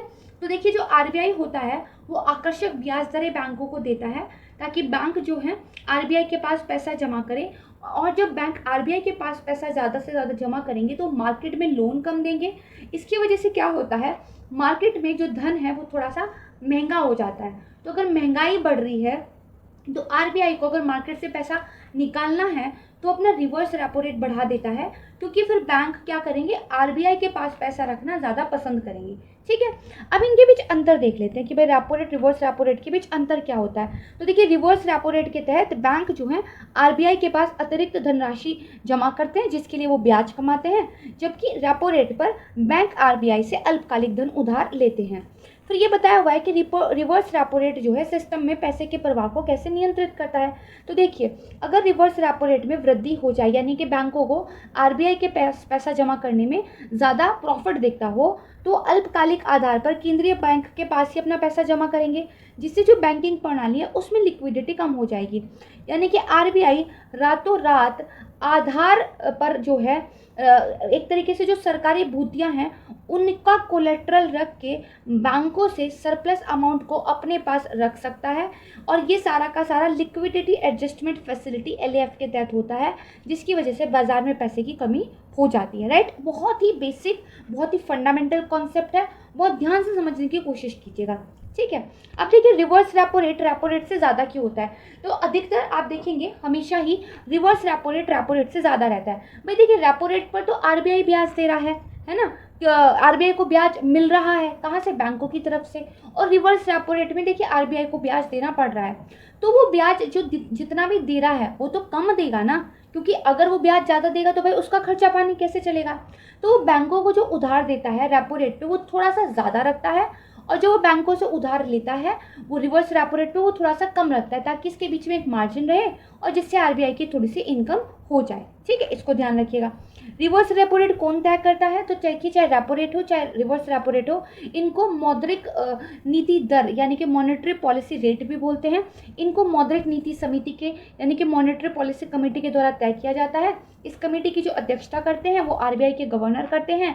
इस कमेटी की देखिए द्विमासिक बैठक होती है जिसमें ये दर तय की जाती है। इसमें जो रिजर्व बैंक ऑफ इंडिया के मेंबर भी होते हैं और सरकार के मेंबर भी होते हैं। ठीक है, अब देखिए reverse repo rate home loan को कैसे प्रभावित करता है। अगर रिवर्स रेपो रेट बढ़ता है तो बैंक जो है होम लोन की उधार दरों में वृद्धि कर सकते हैं, क्योंकि अब उनको होम लोन के रूप में लोगों को पैसा देने के बजाय ज़्यादा फायदा कहाँ दिख रहा है, आरबीआई के पास पैसा रखने में। क्यों, क्योंकि रिवर्स रेपो रेट की दर जो है आरबीआई ने बढ़ा दी है। तो बैंक क्या करेंगे, होम लोन थोड़ा महंगा कर देंगे कि अगर आपको हमसे लोन चाहिए तो हमें देखिए आप ज़्यादा ब्याज दीजिए, क्योंकि उधर आरबीआई हमें ज़्यादा ब्याज दे रहा है। ठीक है, इसी तरह अगर रिवर्स रेपो रेट कम हो जाता है तो होम लोन की दरें भी कम हो जाती है। ठीक है, इसके बाद मुद्रास्फीति को नियंत्रित करने के लिए कैसे इसका उपयोग होता है ये मैं आपको बता चुकी हूँ कि मार्केट के अंदर लिक्विडिटी को कम एंड ज़्यादा यानी कि मार्केट के अंदर तरलता को नियंत्रित करने के लिए जो रिजर्व बैंक ऑफ इंडिया है टूल्स के रूप में इन दर का जो है उपयोग करता है। ठीक है, फिर देखिए रिवर्स रेपो रेट जो है मुद्रा की मजबूती को कैसे प्रभावित करता है। देखिए, अगर रिवर्स रेपो रेट ज़्यादा होगा तो मार्केट में क्या है, पैसे की कमी हो जाएगी। जिस चीज़ की कमी हो जाती है वो चीज़ मतलब कीमती हो जाती है, महंगी हो जाती है, तो उसका मतलब रुपया भी महंगा हो जाएगा, कीमती हो जाएगा। इससे रुपया क्या स्ट्रेंथन होता है, मजबूत होता है, यानी कि हमारी जो करेंसी है उसकी पोजीशन मजबूत होती है। ठीक है, ये ध्यान रखिएगा। अच्छा, अब है कि रेपो दर और बैंक दर के बीच में क्या अंतर है। तो इसे अंतर को समझने से पहले हमें पता हो कि बैंक दर होता क्या है। तो बैंक दर देखिए, जो वाणिज्यिक बैंक होते हैं, जो कमर्शियल बैंक होते हैं, उनकी उधार लेने के लिए केंद्रीय बैंक द्वारा वसूल की जाने वाली एक दर है। यानी कि जो रिजर्व बैंक ऑफ इंडिया है वो जो कमर्शियल बैंकों को उधार देता है उसके बदले उनसे वो जो वसूल करता है एक दर, उसको बैंक रेट कहते हैं। तो भैया ये तो रेपो रेट भी काम कर रहा था, तो दोनों में अंतर क्या है। तो देखिए, केंद्रीय बैंक द्वारा वाणिज्यिक बैंकों को दिए गए ऋणों पर बैंक दर का शुल्क लिया जाता है, जबकि वाणिज्यिक बैंक द्वारा केंद्रीय बैंक को प्रतिभूतियों की पुनर्खरीद के लिए रेपो रेट पर शुल्क लिया जाता है। ठीक है, बैंक दर से अगर आप लोन दे रहे हैं तो इसमें कोई कोलेट्रल नहीं होता। रेपो रेट वाले में देखिए आपको सरकारी प्रतिभूतियां देनी पड़ती हैं। रेपो रेट देखिए हमेशा बैंक रेट से कम होता है, इसको ध्यान रखिएगा। ठीक है, देखिए अगर बैंक रेट जो है उसमें कुछ चेंज हुए हैं तो ग्राहकों पर सीधा असर पड़ता है, जबकि रेपो रेट में अगर कोई चेंज हुए थे तो ग्राहकों पर सीधा असर नहीं पड़ता। हालांकि ये पुरानी बात हो गई, अब तो रेपो रेट ही मेन होता है, बैंक रेट तो यूज़ भी नहीं होता। तो रेपो रेट के ही ऊपर नीचे होने से कस्टमर्स पर देखिए फ़र्क पड़ता है। एक बहुत इंपॉर्टेंट जो इनमें डिफरेंस है वो ये वाला है कि बैंक रेट पर देखिए दीर्घकालिक वित्तीय आवश्यकताओं की पूर्ति के लिए लोन दिया जाता है, जबकि रेपो दर पर अल्पकालिक वित्तीय आवश्यकताओं की पूर्ति पर ध्यान केंद्रित किया जाता है। राइट, इसको ध्यान आप रखिएगा। इसके बाद एक होता है आपका एमएसएफ यानी कि मार्जिनल स्टैंडिंग फैसिलिटी, जिसको हिंदी में बोलते हैं सीमांत स्थायी सुविधा। देखिए आपातकालीन स्थिति आ गई है, बैंक के पास बिल्कुल भी पैसा नहीं है, तो वो क्या करता है, किसी दूसरे बैंक से पैसा लेने की कोशिश करता है। जब बैंकों की आपस में लेन देन करने वाली फैसिलिटी भी काम ना आए, तब देखिए अपने एनडीटीएल का यानी उसका जो net demand and time liability है उसका 1% तक का उधार कोई बैंक इमरजेंसी में रिजर्व बैंक ऑफ इंडिया से ले सकता है, और ये देखिए वो एमएसएफएफ के तहत लेता है। इसकी जो दर होती है वो रेपो रेट से ज़्यादा होती है, इस चीज़ को ध्यान रखिएगा। ठीक है, यानी कि जब अंतर बैंक तरलता पूरी तरह से सूख जाती है, तब देखिए बैंक तरलता समायोजन सुविधा या फिर जो आपका एमएसएफ है, इसके तहत रेपो दर से अधिक दर पर सरकारी प्रतिभूतियों को गिरवी रखकर केंद्रीय बैंक से उधार ले सकता है। राइट, अब हम समझते हैं गरीबी, निर्धनता, पॉवर्टी क्या होती है। देखिए गरीबी कैसे पता चले कोई गरीब है। हो सकता है मैं प्राइवेट स्कूल में पढ़ती हूँ, लेकिन दिल्ली यूनिवर्सिटी में पढ़ने वाले किसी व्यक्ति के कंपैरिजन में खुद को गरीब समझती हूँ। हो सकता है कोई दूसरा व्यक्ति है जो सरकारी स्कूल में पढ़ता है और वो क्योंकि मैं प्राइवेट में पढ़ती हूँ मेरे कंपैरिजन खुद को गरीब समझता है। तो एक्चुअल में गरीब किसको कहेंगे, ये एक डिबेट का मुद्दा रहता है।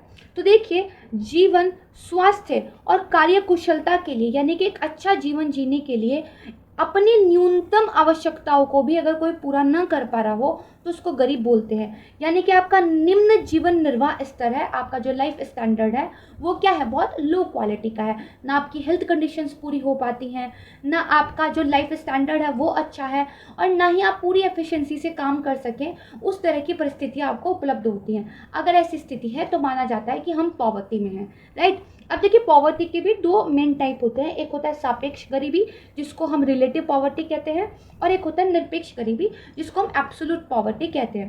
देखिए सापेक्ष गरीबी का मतलब क्या है, किसी के साथ तुलना करने में। मैंने आपको भी बताया 2 बच्चे हैं, 3 बच्चे हैं, एक क्या है किसी बहुत ही ऊंचे आप कह सकते हैं फॉरेन इंस्टीट्यूट में पढ़ता है, दूसरा बच्चा एक प्राइवेट इंडिया के इंस्टीट्यूट में पढ़ता है, तीसरा बच्चा सरकारी इंस्टीट्यूट में पढ़ता है, और चौथे बच्चे को तो पढ़ाई नसीब ही नहीं होती। तो यहाँ पर देखिए जो प्राइवेट स्कूल में पढ़ने वाला बच्चा है वो भी उसके कंपैरिजन में तो देखिए गरीब है जो एक विदेशी इंस्टीट्यूट में पढ़ रहा है। वहीं सरकारी स्कूल में पढ़ने वाला बच्चा प्राइवेट इंस्टीट्यूट में पढ़ने वाले के सापेक्ष गरीब है। तो ये क्या है, रिलेटिवली पुअर है। जैसे मान लीजिए आपके यहाँ गाड़ी तो है बट एसी नहीं है, मेरे यहाँ गाड़ी भी है एसी भी है, तो रिलेटिवली आप मुझसे गरीब माने जा सकते हैं। ये तो होती है सापेक्षिक गरीबी। ठीक है, जो यूनाइटेड नेशन और ऑर्गेनाइजेशन है वो ये कहता है कि जिनकी आय प्रति व्यक्ति कुल आय से $1 प्रतिदिन से भी कम है वो देखिए गरीब होते हैं। अब दूसरा होता है एब्सोल्यूट पॉवर्टी, निरपेक्ष रूप से गरीब। भाई इतना आपका निर्वाह स्तर नीचा है कि जीवन के लिए जो न्यूनतम आवश्यकताएं हैं वो भी पूरा नहीं हो पाती। जैसे फोर्थ केस, जो बच्चा पढ़ ही नहीं पा रहा है क्योंकि उसके घर में खाने भी नहीं है, उसको अपने माँ बाप के साथ क्या है काम करना पड़ रहा है, तो इसको क्या है ये कहा जाता है कि आप निरपेक्ष रूप से गरीब हैं, आपको तो किसी से तुलना करने की जरूरत ही नहीं है। तो यहाँ पे गरीबी कैसे मापी जाती है कि आपके शरीर को चलाने के लिए, आप जिंदा रहो उसके लिए भी एक जो न्यूनतम आवश्यकता आपकी है उतना अगर पोषक आहार आपको मिल रहा है, उसकी कट ऑफ लाइन डिसाइड कर दी। जैसे क्या कह दिया, अगर आप ग्रामीण क्षेत्र में हैं तो 2400 कैलोरी, अगर आप शहरी क्षेत्र में हैं तो 2100 कैलोरी अगर आपको मिलते हैं तो आप गरीब नहीं हैं, अगर नहीं मिलते तो आप गरीब हैं। राइट, तो इसका मतलब एक कट ऑफ लाइन डिसाइड कर दी जाती है। वो कट ऑफ लाइन को क्या कहते हैं, गरीबी रेखा कहते हैं। गरीबी रेखा वो रेखा होती है जो प्रति व्यक्ति औसत मासिक व्यय को प्रकट करती है, उस व्यय को जिसके द्वारा लोग अपनी न्यूनतम आवश्यकताओं को पूरा कर सकते हैं। जैसे 1999-2000 की कीमतों के आधार पर अगर कोई 328 रुपये कमा रहा है गाँव में, और अगर कोई 459 रुपये कमा रहा है शहरी क्षेत्र में प्रति मास उपभोग, तो फिर वो गरीबी रेखा की एक लाइन मानी जाती है। जो इससे भी कम कर रहे हैं वो क्या है, निर्धन है। इसके बाद देखिए 1989 में लक्कड़वाला की अध्यक्षता में एक कमेटी थी जिन्होंने 1993 में अपनी रिपोर्ट प्रस्तुत की थी, उन्होंने भी गरीबी रेखा का निर्धारण किया था। ठीक है, इसको ध्यान रखिएगा। इसके अलावा देखिए अगर भारत की बात करें तो भारत में गरीबी रेखा उपभोगों की सीमा के आधार पर निर्धारित की जाती है, यानी कि कितना आप कंज्यूम कर रहे हैं उसके बेस पर यह माना जाता है कि आप गरीब हैं या नहीं हैं। ठीक है। जबकि जो विश्व बैंक है वो आय के आधार पर गरीबी रेखा का निर्धारण करता है, जिसको डॉलर गरीबी रेखा भी कहते हैं। ठीक है। अब देखिए, गरीबी को दूर करने के लिए सरकार के द्वारा कुछ कार्यक्रम चलाए गए थे, उनके बारे में थोड़ा सा देख लेते हैं। एक है स्वर्ण जयंती ग्राम स्वरोजगार योजना, ये 1999 में चलाया गया था। ठीक है। और इसमें देखिए समन्वित ग्राम विकास कार्यक्रम को भी शामिल कर लिया गया था। ठीक है। गरीबों के लिए सब रोजगार सर्जन का ये एकमात्र कार्यक्रम चलाया गया था। इसमें 6 योजनाओं को देखिए मर्ज कर दिया गया था। राइट।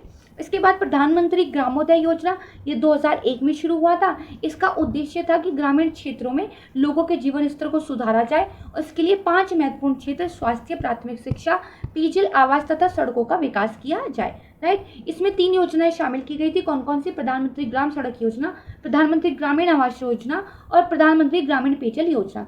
तीसरा है न्यूनतम आवश्यकता कार्यक्रम। ये देखिए 1974-78 में जो आपकी पंचवर्षीय योजना थी 5वीं, उसके पहले साल में ही इसको जो है शुरू कर दिया गया था। इसका उद्देश्य क्या था? समुदाय का सामाजिक और आर्थिक विकास। ठीक है। फिर राष्ट्रीय सामाजिक सहायता योजना, तो निर्धनता रेखा से नीचे जो लोग जीवन यापन करते थे उनके लिए इसको 1995 में शुरू किया गया था।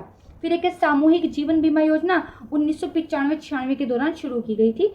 फिर 20 सूत्री आर्थिक कार्यक्रम, देखिए लोगों को गरीबी से मुक्त कराया जाए, इसके लिए इसको 1975 में शुरू किया गया था।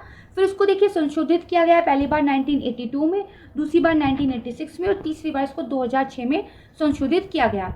फिर एक नया आर्थिक 20 सूत्रीय कार्यक्रम 1 अप्रैल 2007 से लागू किया गया है। तो देखिए गरीबी समझिए, और गरीबी का एक बहुत बड़ा कारण क्या होता है? बेरोजगारी। लोगों के पास रोजगार ही नहीं होता तो बेचारे कहाँ से अपने जीवन का निर्वाह करें। तो हमने गरीबी तो समझ लिया, अब हमारे लिए ज़रूरी हो जाता है कि हम बेरोजगारी यानी कि अनएम्प्लॉयमेंट को भी ध्यान से समझें। राइट। बेरोजगारी का मतलब होता है कि श्रम बल के अंतर्गत आने वाला कोई भी व्यक्ति जब प्रचलित मजदूरी पर वो काम करने की इच्छा भी रखता हो, योग्यता भी रखता हो, किंतु उसे काम नहीं मिलता हो, वो बेरोजगार कहलाता है। और ये जो स्थिति है बेरोजगारी कहलाती है। श्रम बल का मतलब देखिए 15 से 64 साल की आयु है।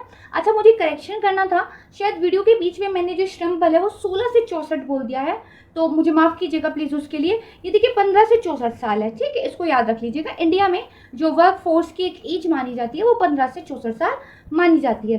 तो भारत क्या है? देखिए एक विकासशील देश है, तो यहाँ पर जो बेरोजगारी का स्वरूप है वो दरअसल संरचनात्मक है।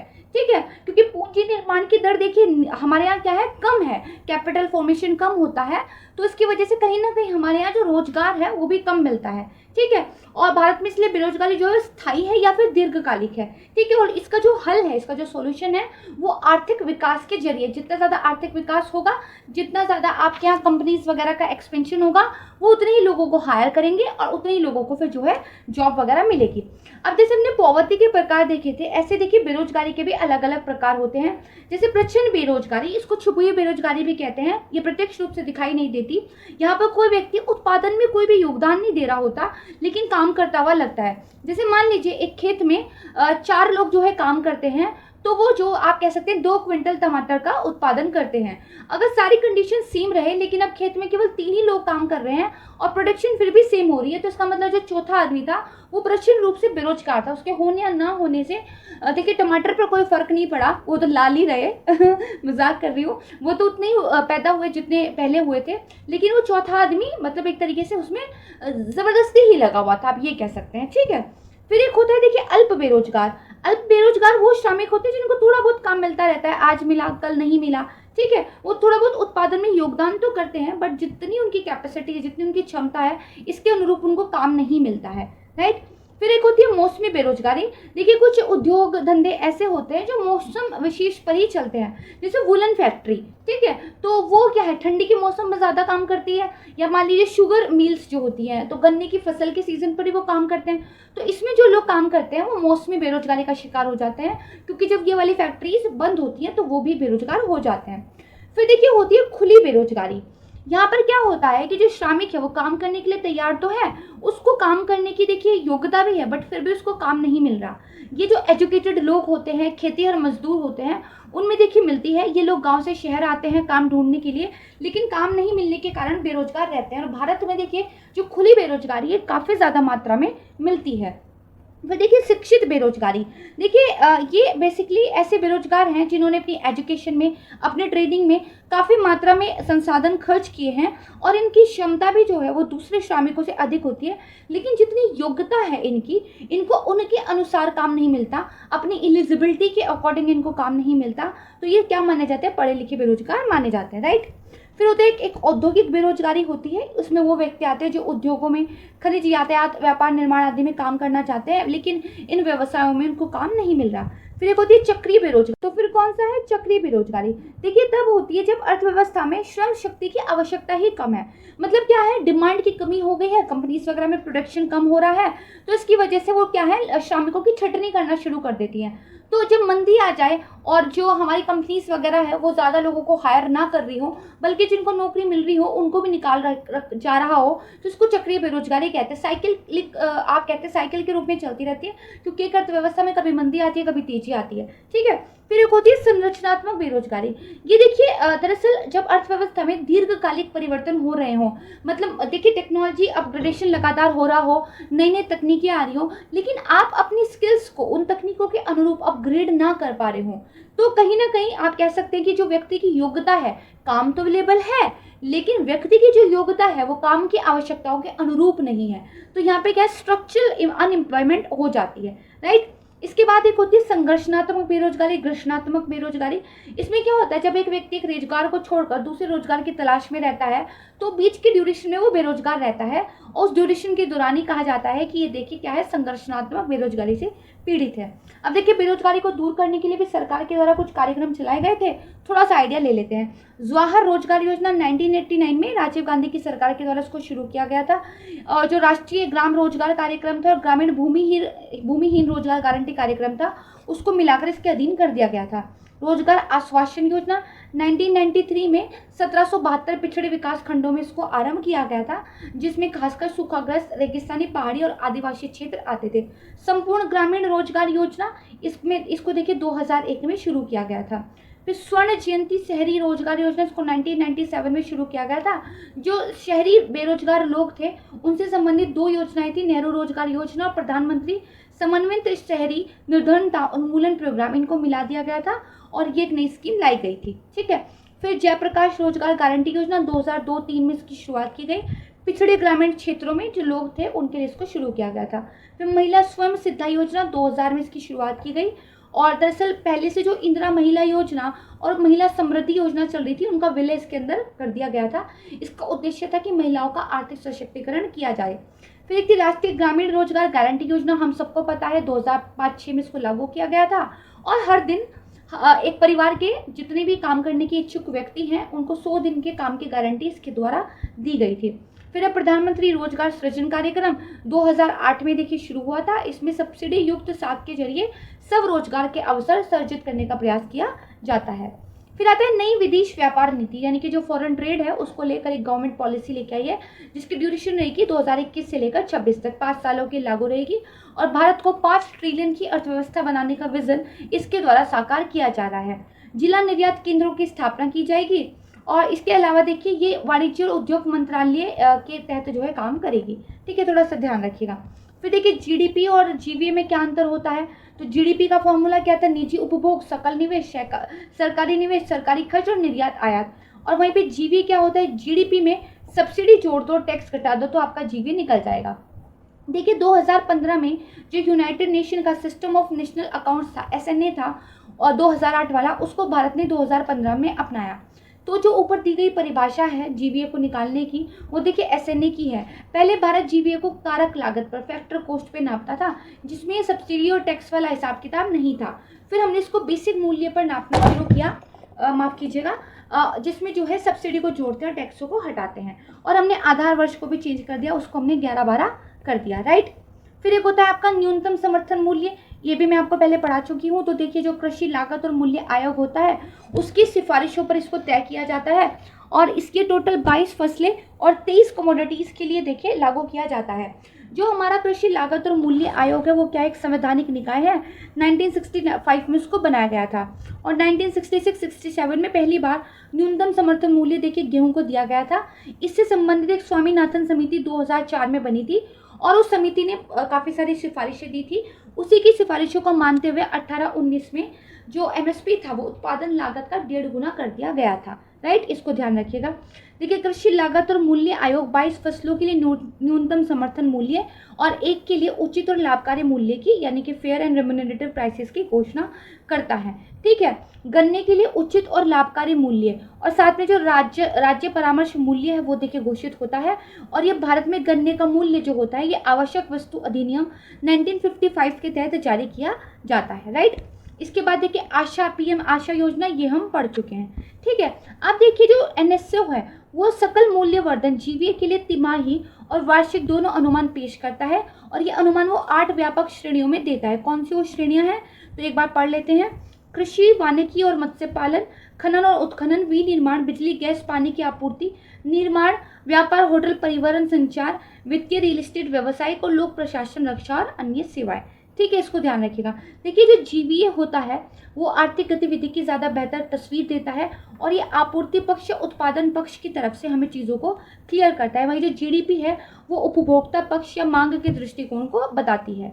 इसको ध्यान रखिएगा। जीवीए के द्वारा देखिए अर्थव्यवस्था को आप बेहतर माप सकते हैं और जीवीए से ये भी डिसाइड होता है कि किस क्षेत्र को कितना इंसेंटिव, कितनी सरकारी मदद देने की ज़रूरत है, राइट। ये आपको पता चल गया।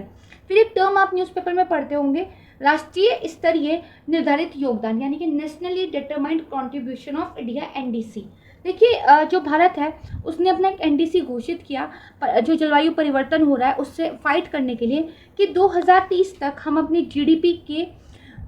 जीडीपी का करीब 30 से 35% कम कर देंगे हमारे यहाँ जो उत्सर्जन की तीव्रता है उसको 2005 के लेवल से। इसके अलावा भारत ने कहा कि 2030 तक जो गैर जीवाश्म ईंधन सोर्स हैं वहाँ से हम 40% अपनी जो विद्युत शक्ति है उसको उत्पादित करेंगे।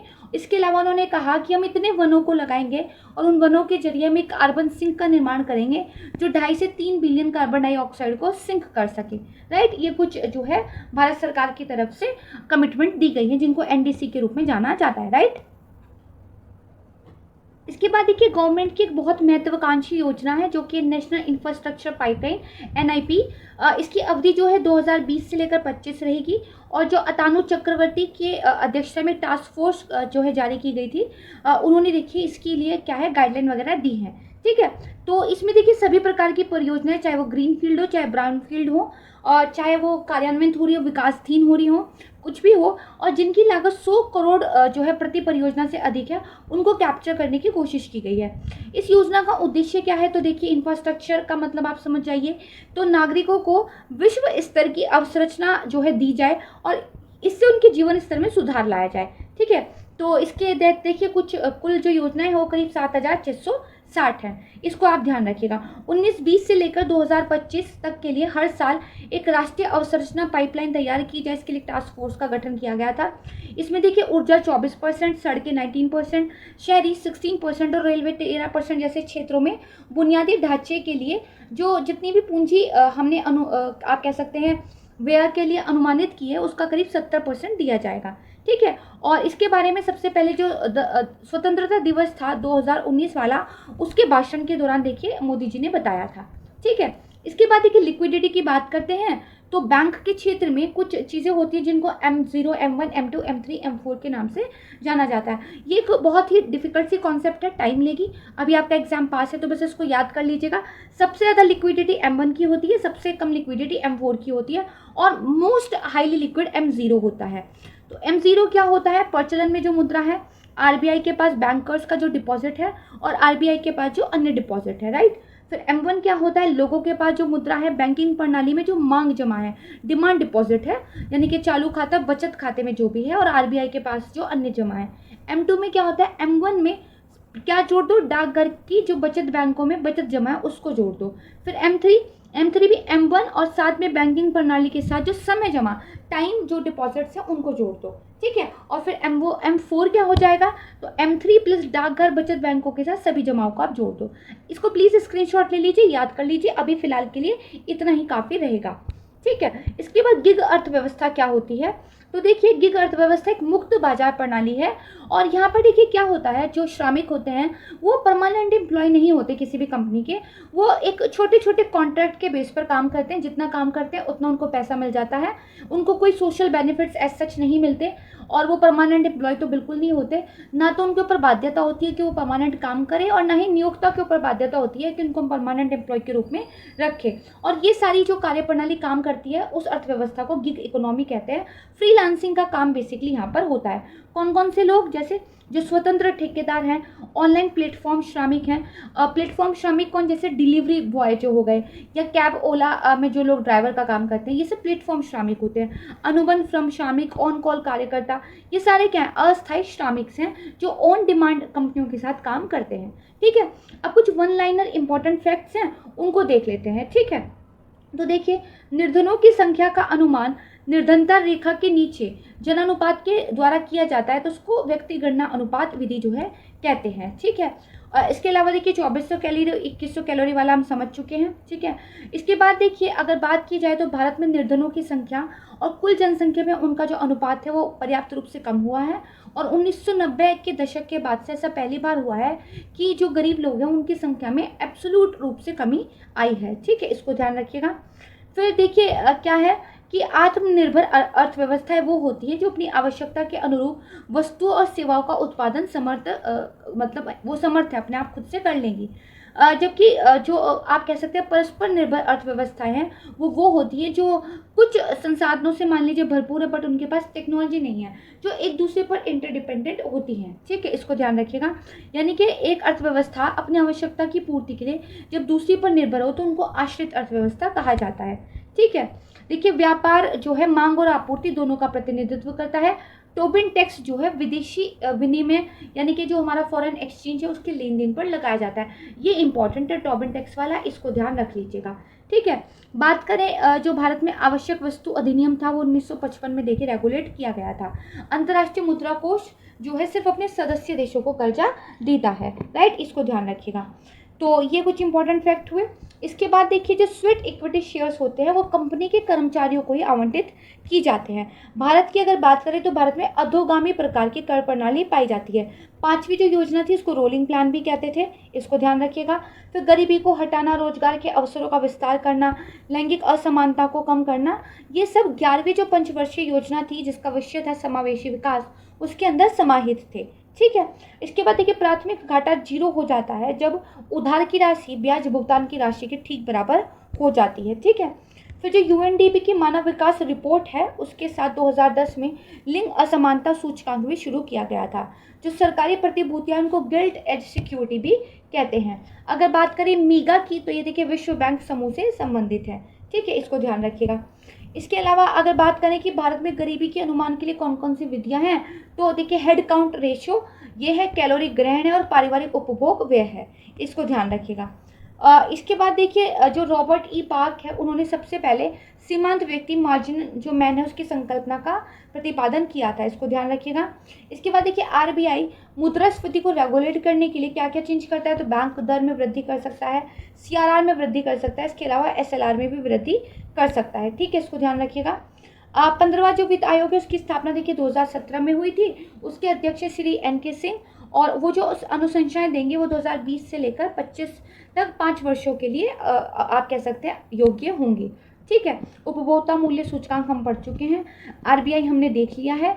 ठीक है, इसके बाद देखिए भारत में एक प्रथम बैंकिंग रोबोट है जिसका नाम क्या है, लक्ष्मी है, तो उसको ध्यान रखिएगा। मिश्रित अर्थव्यवस्था का मतलब है संसाधनों पर निजी अधिकार होते हैं और आर्थिक गतिविधियों का मुख्य उद्देश्य लाभ कमाना होता है और संसाधनों पर जो अधिकार होता है वो सरकारी और निजी दोनों लोग मिल बांट कर करते हैं।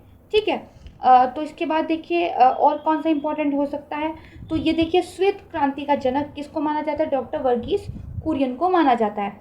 फिर देखिए अगर बात की जाए तो कुछ स्ट्रैटेजिक एरिया होते हैं, वो स्ट्रैटेजिक एरिया पे उनके नाम आपको कम से कम पता हो, कौन कौन से, परमाणु ऊर्जा, अंतरिक्ष और रक्षा, परिवहन व दूरसंचार, विद्युत, पेट्रोलियम, कोयला और अन्य खनिज पदार्थ, बैंकिंग, बीमा और वित्तीय सेवाएं। ठीक है, इसको ध्यान रखिएगा। तो ये कुछ इंपॉर्टेंट फैक्ट्स हुए। इसके बाद देखिए एक बहुत इंपॉर्टेंट फैक्ट ये है कि जो राष्ट्रीय आय का सबसे पहला अनुमान लगाया था वो दादा भाई नौरोजी ने लगाया था 1868 में। और स्वतंत्रता से पहले देखिए विलियम डिग्बी, फ्रिडरिश शिराज, शाह एवं खंबाता, आर.सी. देसाई, बी. नटराजन, इन्होंने भी राष्ट्रीय आय के अनुमान जो है प्रस्तुत किए थे।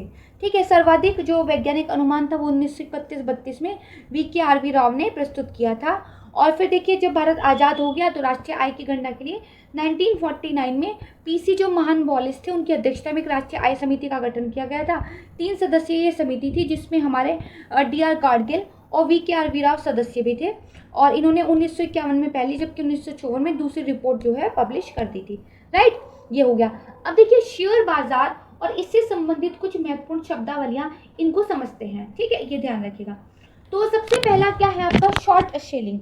शॉर्ट सेलिंग होता क्या है, तो देखिए जो लिखा है उसको इग्नोर कीजिए, आप बस ये समझ लीजिएगा कि जो ब्रोकर है, जो आप कह सकते हैं विक्रेता है, उसके पास शेयरों का मालिकाना हक नहीं है। शेयर उसके पास नहीं है, ठीक है, किसी और के पास है। लेकिन वो क्या कर रहा है, मार्केट में ये देख रहा है कि आने वाले टाइम में क्या है, शेयरों की कीमतें या तो घट सकती हैं या तो बढ़ सकती है, और इसके अनुरूप वो शेयरों का ट्रेड करता है। हालांकि शेयर उसके पास है नहीं, लेकिन स्टिल वो ट्रेड करता है और जल्दी से ज़्यादा शेयरों को बेचता है। और फिर फाइनल डेट पर जब बारी आती है बेचने की, जिससे उसने शेयर लेने थे उससे लेकर दे देता है और इस बीच में वो अपना मार्जिन कमा लेता है। तो उसको देखिए शॉर्ट सेलिंग बोलते हैं और भारत में इसकी अनुमति दी गई है। फिर होते हैं मंदड़िया और तेजड़िया, इनको बियर एंड बुल भी कहते हैं। जो लोग ये सोचते हैं कि शेयर मार्केट में गिरावट आएगी और इस गिरावट की वजह से वो क्या करते हैं, शेयरों को ज़्यादा से ज़्यादा बेचते हैं, शॉर्ट सेलिंग करते हैं, उनको मंदड़िया या फिर बियर बोलते हैं। वहीं जो लोग सोचते हैं कि शेयर मार्केट में तेजी आएगी और इसकी वजह से वो शेयर्स की खरीदारी के काम में लगे रहते हैं, उनको तेजड़िया यानी कि बुल बोलते हैं। ठीक है, इसको ध्यान रखिएगा। फिर इसके बाद देखिए जो इंपॉर्टेंट है वो है आईपीओ। जब भी किसी कंपनी के द्वारा शेयरों की बिक्री आम जनता में पहली बार की जाती है तो उसको प्रारंभिक आम निर्गम या फिर इनिशियल पब्लिक ऑफरिंग भी कहते हैं।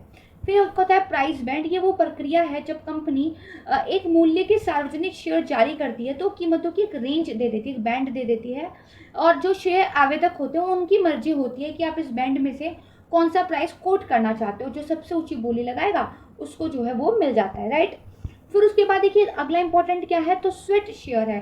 तो जो कंपनियां होती हैं उसके यहाँ जो कर्मचारी हैं उन, क्योंकि वो कंपनी के यहाँ बहुत लंबे टाइम से काम कर रहे हैं, लॉयल हैं, तो उनको बिना किसी अतिरिक्त शुल्क के कुछ शेयर दे देती है। तो इसको क्या है, स्वेट शेयरिंग कहते हैं। लेकिन प्रैक्टिकल की अगर बात की जाए तो जो उच्च पोजीशंस पर बैठे हुए लोग होते हैं ये केवल उनको ही दिया जाता है। ठीक है, फिर एक होता है रोलिंग सेटलमेंट। तो देखिए भारतीय स्टॉक बाजार में जो आप खरीद बिक्री कर रहे हो इसके लिए एक व्यवस्था दी गई है कि मैक्सिमम 5 दिनों के अंदर आपको कारोबार का निपटान करना होगा। मतलब आपने देखिए शेयर को खरीदा बेचा जो कुछ भी किया, आपके पास शेयर थे या नहीं थे, फिर भी आपने जो है स्पेकुलेशन की, उनका ट्रेड वगैरह किया, लेकिन 5 दिन के अंदर अंदर फाइनली आपने जो भी खरीदा बेचा है उसको आपने देना भी होगा। जैसे अगर आपने शेयर बेचे हैं तो शेयर आपको फाइनली उसको देने होंगे। ठीक है, इसको ध्यान रखिएगा। फिर देखिए बदला का मतलब क्या होता है, जो स्टॉक कारोबारी है वो विलंबन की मांग करता है और ये मांग जो है खरीदार की तरफ से की जाती है तो इसको बदला कहते हैं। औंधा बदला, जब स्टॉक कारोबार के विलंबन की मांग विक्रेता की तरफ से की जाती है तो इसको औंधा बदला कहते हैं। फिर एक होता है देखिए वायदा बाजार। वायदा बाजार क्या होता है, आज के टाइम पे हमने ट्रेड डील कर दी कुछ प्राइसेस को फिक्स करके, लेकिन जो हम आपूर्ति करेंगे सामान की, लेन देन जो हम करेंगे वो एक फ्यूचर डेट में करेंगे और फ्यूचर डेट में चाहे तो प्राइस गिरेंगे चाहे तो प्राइस बढ़ेंगे, आपको हो सकता है घाटा हो मुनाफा हो, वी डोंट केयर। हमने जिस प्राइस पर आज डील की है फ्यूचर में उसी प्राइस पर हम जो है अपना सामान खरीद लेंगे। राइट, इसको ध्यान रखिएगा। फिर देखिए एक होता है स्प्रेड। स्प्रेड क्या होता है, जो शेयर का क्रय है और साथ में जो विक्रय का मूल्य है इसके बीच में जो अंतर होता है उसको स्प्रेड कहा जाता है। ठीक है, शेयर की लिक्विडिटी जितनी ज़्यादा होती है उसका स्प्रेड उतना ही कम होता है। ठीक है, इसको हेयर कट या मार्जिन के रूप में भी जाना जाता है, इसको ध्यान रखिएगा।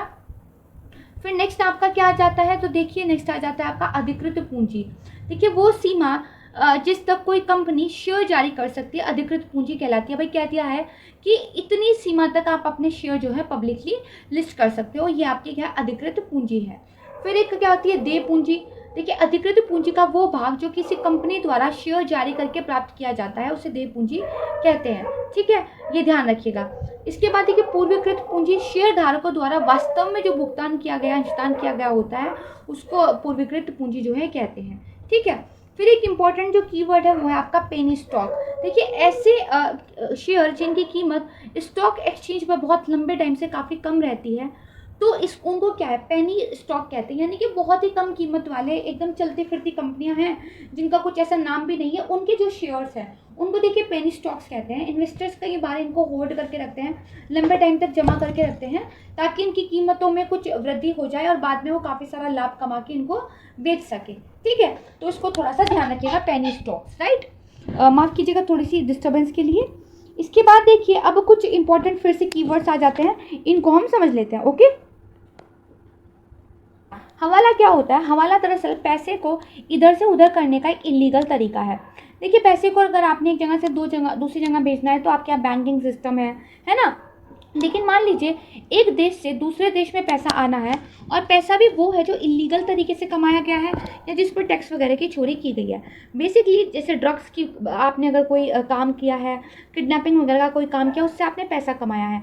अब वो पैसा भाई आप यूज़ तो करना चाहते हैं, तो उसको यूज़ करने के लिए आपने क्या किया भाई, पहले तो उसको एक जगह से दूसरी जगह प्लेस करना पड़ेगा। तो दरअसल एक कंट्री में एक ब्रोकर को, एक हवाला एजेंट को आप वो पैसा दे देते हो और उसको बोलते हो भाई ये पैसा मेरा भारत देश आपको भिजवाना है, तो वो उस पैसे को नहीं भिजवाएगा, वो भारत में बैठे हुए अपने दूसरे दलाल को, ब्रोकर को फ़ोन करके कह देगा भाई इतने ऐसे फलाना आदमी के हैं, फलाना एड्रेस पे दे आओ। तो बेसिकली यहाँ पे पैसों का बैंकिंग वगैरह के माध्यम से ट्रांसफ़र नहीं हुआ, बल्कि दलालों का एक बहुत बड़ा नेटवर्क है, उस नेटवर्क के रूप से क्या है, धन का लेन देन हुआ। ठीक है, तो इसको क्या कहते हैं, इसको हवाला कहते हैं। यानी कि दुनिया में एक जगह से दूसरी जगह पर कानूनी गैर कानूनी रूप से जो आप मनी का ट्रांसफ़र कर रहे हो उसको ही हवाला कहते हैं। ठीक है, ये आपने ध्यान रखना है।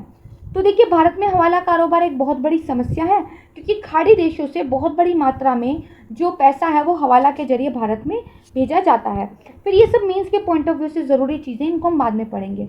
अब देखिए वैश्वीकरण, ग्लोबलाइजेशन क्या होता है?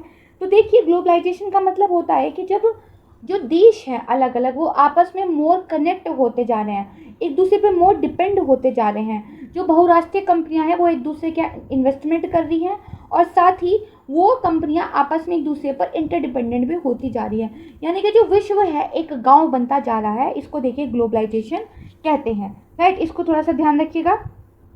अब देखिए वैश्वीकरण संभव हो इसके लिए कौन कौन से कारक हैं? तो एक तो है प्रौद्योगिकी, टेक्नोलॉजी। देखिए टेक्नोलॉजी एक ऐसा मुख्य कारण है जिसने वैश्वीकरण की प्रक्रिया को तीव्र किया है। जैसे परिवहन में बहुत ज़्यादा आप कह सकते हैं उन्नति हुई है, कम्युनिकेशन में बहुत ज़्यादा उन्नति हुई है, इंटरनेट आ गया है, कंप्यूटर और दूरसंचार का क्षेत्र है। ठीक है, तो इन सब की वजह से क्या है, ग्लोबलाइजेशन में आपको मदद मिल रही है। ठीक है, इसके बाद देखिए विदेश व्यापार और विदेशी निवेश का जो उदारीकरण है इसके बारे में समझते हैं। ओके, देखिए विदेश व्यापार और विदेशी निवेश का उदारीकरण ये भी एक कारण रहा है जिससे ग्लोबलाइजेशन को मदद मिली है। क्योंकि देखिए पहले क्या है, सरकारें बहुत सारा आयात लगाती थी, बहुत सारे से शुल्क लगाती थी जो बाहर की वस्तुएं हैं वो देश में ना आ सके, और वो क्या कहते हैं भारत की जो इंडस्ट्रीज थी उनको बहुत प्रोटेक्ट करके रखती थी, राइट। लेकिन फिर धीरे धीरे क्या हुआ, लोगों ने अपनी अर्थव्यवस्था को खोला, सरकारों ने अपनी अर्थव्यवस्था को खोला और जो अन्य देश हैं उनसे आने वाली वस्तुओं को अपने देश में एंट्री आने थी। जब वस्तुएं आई तो धीरे धीरे फिर सर्विसेज भी आई और फिर धीरे धीरे जो है विदेशी निवेश भी आया। तो इस तरीके से आप कह सकते हैं आवाजाही बढ़ी। तो जैसे टेक्नोलॉजी एक कारण था जो ग्लोबलाइजेशन में आपको हेल्प करता है, इसी तरह जो फॉरेन ट्रेड है और जो आपका फॉरेन इन्वेस्टमेंट है ये भी एक कारण है जिसने ग्लोबलाइजेशन को बहुत हेल्प की है। ठीक है, तो इसको ध्यान रखिएगा। फिर दूसरा क्या है कि भाई उदारीकरण एग्जैक्टली होता क्या है? तो जो सरकार होती है जो वो अवरोध और प्रतिबंधों को हटाती हैं, ठीक है, और साथ में क्या है, जो व्यवसायी हैं उनको अपने आप कह सकते हैं व्यवसायों के बारे में निर्णय लेने में ज़्यादा स्वतंत्रता देती है कि भाई आप क्या आयात करना चाहते हो, क्या निर्यात करना चाहते हो। और गवर्नमेंट जब अपना नियंत्रण, अपना रेगुलेशन कम करती है तो उसको कहा जाता है कि उदारीकरण जो है एक पॉलिसी के रूप में अपनाया जा रहा है। ठीक है, फिर उसके बाद देखिए भारत में वैश्वीकरण का क्या प्रभाव हुआ है, ये मेंस का एक टॉपिक है, बहुत शॉर्ट फॉर्म में समझेंगे। पहली बार तो देखिए एक प्रतिस्पर्धा कंपटीशन हुआ है क्योंकि विदेशी कंपनियां अच्छी अच्छी आई हैं, उन्होंने अच्छे अच्छे प्रोडक्ट्स अच्छी अच्छी कीमतों पे देने ऑफर किए हैं। ठीक है, तो इसकी वजह से जो फिर इंडिया की कंपनियां हैं उन्होंने भी खुद को अच्छा बनाने की कोशिश की है, तो इससे उपभोक्ताओं को बहुत लाभ हुआ है। ठीक है, क्योंकि अब उनको क्या है, मोर चॉइसेस मिल रही हैं।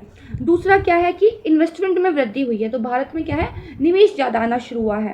ठीक है, तीसरा क्या हुआ है कि देखिए जो उत्पाद मानक थे वो बेहतर बने, नई नई टेक्नोलॉजीज विदेशी कंपनियां लेकर आई हैं, उनकी प्रोडक्ट की क्वालिटी ज़्यादा अच्छी है, तो भारतीय कंपनियां भी बाध्य हुई है कि वो भी अपने प्रोडक्ट की क्वालिटीज़ को बढ़ाएं। ठीक है, इसके अलावा क्या हुआ है कि देखिए जो वैश्वीकरण है, उन्होंने जो सेवा प्रदाता कंपनियां हैं, खासकर जो सूचना और संचार प्रौद्योगिकी वाली कंपनियां हैं, उनके लिए नए अवसरों का सृजन किया है। जैसे मान लीजिए लंदन में कोई फ्रिज बनाने वाली कंपनी है, उसको एक क्या है, कंप्लेन करना, रजिस्टर करने के लिए कॉल सेंटर की सुविधा है, तो वो कॉल सेंटर की सुविधा इंडिया के लोग उनको दे रहे हैं सर्विस के रूप में। तो कंपनी भले ही लंदन में बैठी है, लेकिन उनको कॉल सेंटर वाली सर्विस इंडिया में बैठे हुए लोग दे रहे हैं, और ये बहुत बड़े पैमाने पर हो रहा है, और इसीलिए इंडिया के सर्विस सेक्टर को एक आप कह सकते हैं बूस्ट मिला है ग्लोबलाइजेशन से। ठीक है, तो ये कुछ रीजंस थे। फिर एक वर्ड आता है निशस्त्रीकरण। ये क्या होता है? तो देखिए निशस्त्रीकरण का जो तात्पर्य है वो हथियारों को कम करना, सीमित करना या समाप्त करना है। ठीक है, ये दरअसल किसी देश या उसकी सेना या विशिष्ट प्रकार के हथियारों से संदर्भित होता है। तो यहाँ पर जो सामूहिक विनाश के हथियार होते हैं, भाई आप भी मरोगे और मैं भी मरूंगा, इस तरह के जो हथियार हैं जैसे कि परमाणु हथियार, उनको पूरी तरह से समाप्त करने की बात करता है। ठीक है, इसको ध्यान रखिएगा। तो आप कह सकते हैं जो संयुक्त राष्ट्र महासभा है, उसने अपनी यहाँ पर जो बेसिकली वेपन्स है, कौन कौन से जो weapons of mutual mass destruction है, जिनको WMD भी बोलते हैं, उनके उन्मूलन के रूप में क्या है, परिभाषित किया है। तो ये ध्यान रखिएगा। फिर इसके बाद कुछ चीज़ें बताई हुई हैं कि किस तरह का एक आप कह सकते हैं इतिहास रहा था। तो ये मेंस का एक टॉपिक हो जाता है। इसके बाद समझते हैं कि विदेशी मुद्रा विनियम अधिनियम, इसको बोलते हैं फेरा। देखिए 1973 में जो हमारी फॉरेन करेंसी है ना, उसका जो फॉरेन करेंसी का एक्सचेंज होता है, आप कह सकते हैं विदेशी मुद्रा को रेगुलेट करने के लिए इस कानून को 1973 में लेकर आया गया था। इसमें जो भुगतान है, विदेशी मुद्रा है, प्रतिभूतियों में लेन देन है, विदेशी मुद्रा और आयात पर अप्रत्यक्ष प्रभाव का जो एक तरीके से लेन देन है, उसके सख्त नियम जो हैं लागू किए गए थे। तो आसान भाषा में जो बिल भुगतान है और विदेशी मुद्रा को विनियमित करने के उद्देश्य से इसको देखिए तैयार किया गया था। देखिए फेरा उस समय पेश किया गया था जब देश में क्या है, विदेशी मुद्रा भंडार कम था, तो हमारे यहाँ जो फॉरेन करेंसी है उसको एक दुर्लभ वस्तु के रूप में माना जाता था। तो यहाँ पर एक ये अनुमान लगाया गया कानून के द्वारा, भाई भारत में जितनी भी विदेशी मुद्रा है कहीं ना कहीं उसका जो है आप कह सकते हैं केंद्र सरकार का हक है। तो उस टाइम पर बेसिकली क्या था कि जो आप कह सकते हैं विदेशी मुद्रा है, इस पर सख्त कानून लगाने के उद्देश्य से फेरा को लेकर आया गया था। ठीक है, लेकिन बाद में फिर क्या हुआ, हमारे यहाँ उदारीकरण शुरू हो गया। ठीक है, और जब आर्थिक सुधार हुए तो फिर जो विदेशी मुद्रा थी वो हमारे यहाँ आनी शुरू हुई, क्योंकि हमने विदेशों से व्यापार करना शुरू किया, एक्सपोर्ट करनी चीज़ें शुरू की, तो बदले में हमें डॉलर्स मिलने शुरू हुए। तो फिर सरकार की तरफ से माना गया कि थोड़े से रूल्स रेगुलेशन क्या है, ढीले कर देने चाहिए। तो फेरा जो था उसको एक नए अधिनियम के द्वारा प्रतिस्थापित कर दिया गया, और एक नया अधिनियम आया जिसका नाम था विदेशी मुद्रा प्रबंधन अधिनियम, फेमा, है ना, 1999 में। अब आपको ये फेमा ही याद रखना है क्योंकि अब यही है हमारे यहाँ। तो देखिए फेमा जो है वो रेगुलेट करने की बात नहीं करता, बल्कि वो मैनेज करने की बात करता है। जैसे जो भारत से बाहर विदेशी मुद्रा में भुगतान करने से संबंधित लेन देन है, जो करेंसी नोट और बुलियन का निर्यात और आयात है, अन्य लेन देन में जो निवासी और अनिवासियों के बीच प्रतिभूतियों का अंतरण होता है, विदेशी प्रतिभूतियों का जो अर्जन होता है, भारत में या भारत के बाहर अचल संपत्ति या संपत्तियों का जो अधिग्रहण या अर्जन हो रहा है, उससे संबंधित लेन देनों को नियंत्रित और विनियमित करने की शक्तियाँ भारतीय रिजर्व बैंक और कुछ मामलों में केंद्र सरकार को दी हुई है इस अधिनियम के द्वारा। तो भारतीय रिजर्व बैंक जो है ना, उसको बहुत ज़्यादा पावर्स मिली हुई है इस एक्ट के द्वारा। ठीक है, ये ध्यान रखिएगा। तो देखिए 1991 में जो उदारीकरण के उपाय शुरू किए गए थे, तो उस अधिनियम को भी संशोधित करके जो नया विदेशी मुद्रा विनियम लेकर आए, तो बहुत सारे महत्वपूर्ण परिवर्तन हुए। जैसे विदेशी मुद्रा रिजर्व में वृद्धि हुई, विदेशी व्यापार में उन्नति आई। ठीक है, चालू खाता परिवर्तनियों को लेकर भी चीज़ें बदली। तो फिर इससे क्या हुआ, बदलते हुए परिवेश को ध्यान में रखते हुए नया जो अधिनियम आया ये 2000 से लागू हुआ, और इसका उद्देश्य विदेशी व्यापार और भुगतान को सुविधाजनक बनाना था, ना कि उसको कंट्रोल करना था, बल्कि क्या करना था, सुविधाजनक बनाना था। ठीक है, तो ये आप थोड़ा सा ध्यान रखिएगा। इसके बाद एक और अधिनियम होता है जो है आपका धन शोधन निवारण अधिनियम। देखिए धन शोधन को इंग्लिश में बोलते हैं मनी लॉन्ड्रिंग। मनी लॉन्ड्रिंग मतलब धुल देना, कोई चीज़ ख़राब है उसको धुल के साफ़ कर देना। तो यहाँ पर धन शोधन का जो मतलब होता है वो जो ब्लैक मनी है उसको वाइट मनी में करने से। देखिए आपने मान लीजिए कुछ अपराध किए हैं, उससे आपने कोई पैसा कमाया है, अब वो पैसा आप सिर्फ घर में जमा करके बैठे रहेंगे तो कोई काम का है नहीं। आप उसको कहीं ना कहीं इन्वेस्ट करना चाहेंगे, आप बड़ी बड़ी कंपनीज लगाना चाहेंगे ताकि वो पैसा वाइट हो और फिर आप क्या नाम हो कि देखिए कितने बड़े उद्योगपति हैं, है ना। तो उस ब्लैक मनी को वाइट मनी करनी पड़ेगी, क्योंकि ऐसे तो नॉर्मल आपको इंडस्ट्री ब्लैक मनी से खरीद कर नहीं सकती। सरकार सोर्स ऑफ इनकम पूछती है, भाई इतना पैसा आप पे आया कहाँ से है, आपने इस पर टैक्स तो हमें दिया नहीं। तो इसके लिए लोग क्या करते हैं, मनी को धोकर साफ कर देते हैं। और ये सारा का सारा कैसे होता है, मान लीजिए वो पैसे को हवाला के जरिए उन देशों में भिजवाते हैं जहाँ नियम बहुत ज़्यादा आप कह सकते हैं लिबरल है, ठीक है। तो वहाँ पर क्या होता है, वहाँ पर टैक्स वगैरह को लेके ज़्यादा कानून नहीं है, वहाँ पे आपसे ज़्यादा सोर्स ऑफ इनकम के बारे में पूछा नहीं जाता, वो देश दूसरे देशों से भी इंफॉर्मेशन को साझा नहीं करते हैं। तो एक बार जब उन देशों में पैसा पहुँच गया तो अब उन देशों से इन्वेस्टमेंट के नाम पर भारत पैसा आता है। तो भारत में फिर वो पैसा रियल इस्टेट में, प्रॉपर्टी में, प्लॉट्स वगैरह खरीदने में, इन सब में लगा दिया जाता है। तो अब वो क्या हो गया, वो पैसा क्या हो गया, वाइट हो गया। उस पैसे को इस तरह घुमाया जाता है कि जो अथॉरिटीज़ हैं उनको पैसे की सोर्स का एग्जैक्टली पता ना चल सके, ठीक है। और यही देखिए होता है। तो इस चीज़ को रेगुलेट करने के लिए भी एक कानून हमारे यहाँ है जिसको आप कह सकते हैं prevention of money laundering act Hindi में, इंग्लिश में, और धन शोधन निवारण अधिनियम इंग्लिश में, राइट। इसको ध्यान रखिएगा। तो देखिए 2002 एक्चुअली आया था और 2003 में इसको अधिनियमित किया गया था। 2005 से इसकी जो प्रभाव था लागू हो गया था, ठीक है। ये क्या करता है, ये देखिए जब आप कह सकते हैं जो धन शोधन है उसको, यानी कि जो काले धन को वैध बनाना है उसको अपराध परिभाषित करता है, ठीक है। और ये बेसिकली किसी भी प्रकार का जो लेन देन हुआ है तो वित्तीय खुफिया जो इकाई हैं उनको इस तरह के लेन देन की जानकारी प्रस्तुत करने के लिए सारी बैंकिंग कंपनियां उनके जो ग्राहक के पहचान के अभिलेख, उनका सत्यापन और रख रखाव के लिए जो वित्तीय संस्थान है और बिचौलों की बाध्यता है, इन सब से रिलेटेड कुछ प्रावधान लागू करता है। और साथ में ये कहता है कि बैंकिंग वगैरह को अपने यहाँ जो पैसा आया है, अगर जो अथॉरिटीज़ हैं, कानून लागू करने वाली संस्थाएं हैं, उसके बारे में जानकारी लेना चाहे तो आपको जानकारी देनी पड़ेगी, राइट। इसको ध्यान रखिएगा। तो इसके बाद देखिए जो आपका पीएमएलए है वो दंड प्रक्रिया 1973 के अनुसार मुकदमा जो है चलाया जा सकता है केंद्र सरकार की अनुमति से, ठीक है। आरोप, इसमें जो भी अपराध होते हैं वो दंडनीय होते हैं, ठीक है। और अपराध जो होते हैं उनके लिए विशेष न्यायालय या फिर किसी न्यायालय के विशेष सत्र में बेसिकली जांच वगैरह होने के बाद मुकदमा जो है चलता है, ठीक है। इस सब चीज़ों को ध्यान रखिएगा। बेसिकली यहाँ पर इतना ज़्यादा डिटेल में दिया गया है ना कि इतने कम टाइम में, जब प्रीलिम्स आपका 2-3 दिन बाद ही है तो उतना डिटेल में नहीं पढ़ना होता, हमें तो शॉर्ट में चीज़ें रिवाइज करनी होती है। तो यहाँ पे शॉर्ट में समझते हैं आखिर जो पीएमएलए अधिनियम है उसके उद्देश्य क्या है। तो काला धन जो है उसको रोकना, उसको नियंत्रित करना। अच्छा, उसके बाद जो जब्त किया हुआ या लॉन्ड्रिंग से मिला हुआ जो पैसा है उससे जो संपत्ति बनी है उस संपत्ति को जब्त करना। काले धन को वैध करने से संबंधित कोई अन्य मुद्दे हैं तो उनसे भी निपटना। और साथ में ये अधिनियम क्या है, सजा का भी प्रस्ताव करता है, राइट। ये आप समझ गए। इसके बाद देखिए सार्वजनिक और निजी भागीदारी, ये क्या होता है। देखिए जब उच्च प्राथमिकता वाली जो सार्वजनिक उपयोगिता और बुनियादी ढांचे के वितरण के लिए आप क्या करें, सरकार और प्राइवेट कंपनीज मिलकर काम करें तो उसको सार्वजनिक निजी भागीदारी बोला जाता है। देखिए यहाँ पर क्या होता है कि कुछ अगर आप इंफ्रास्ट्रक्चर वगैरह का निर्माण कर रहे हैं तो सरकार भी है और प्राइवेट कंपनी भी है, मिलकर काम कर रहे हैं। या फिर कुछ ऐसी पब्लिक सर्विसेज जो आपको जनता को उपलब्ध करानी है उसके लिए आप प्राइवेट कंपनीज को ऑथोराइज कर देते हैं, कौन, सरकार। तो ये निजी भागीदारी के अंतर्गत आता है। जैसे फॉर एग्जांपल जो सरकार है वो ज़मीन का अधिग्रहण भी कर लेती है, जितनी सारी मंजूरी चाहिए पर्यावरण वगैरह की वो भी ले लेती है, और फिर एक कंपनी को ठेके पर कह देती है कि भाई इस पर एक राष्ट्रीय हाईवे का निर्माण आप कर दो।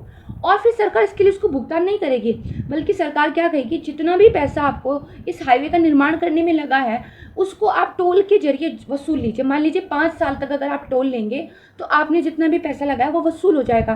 तो वो कंपनी 5 साल तक उस हाईवे को नियंत्रित करेगी। 5 साल के बाद सरकार के पास वो हाईवे चला जाएगा।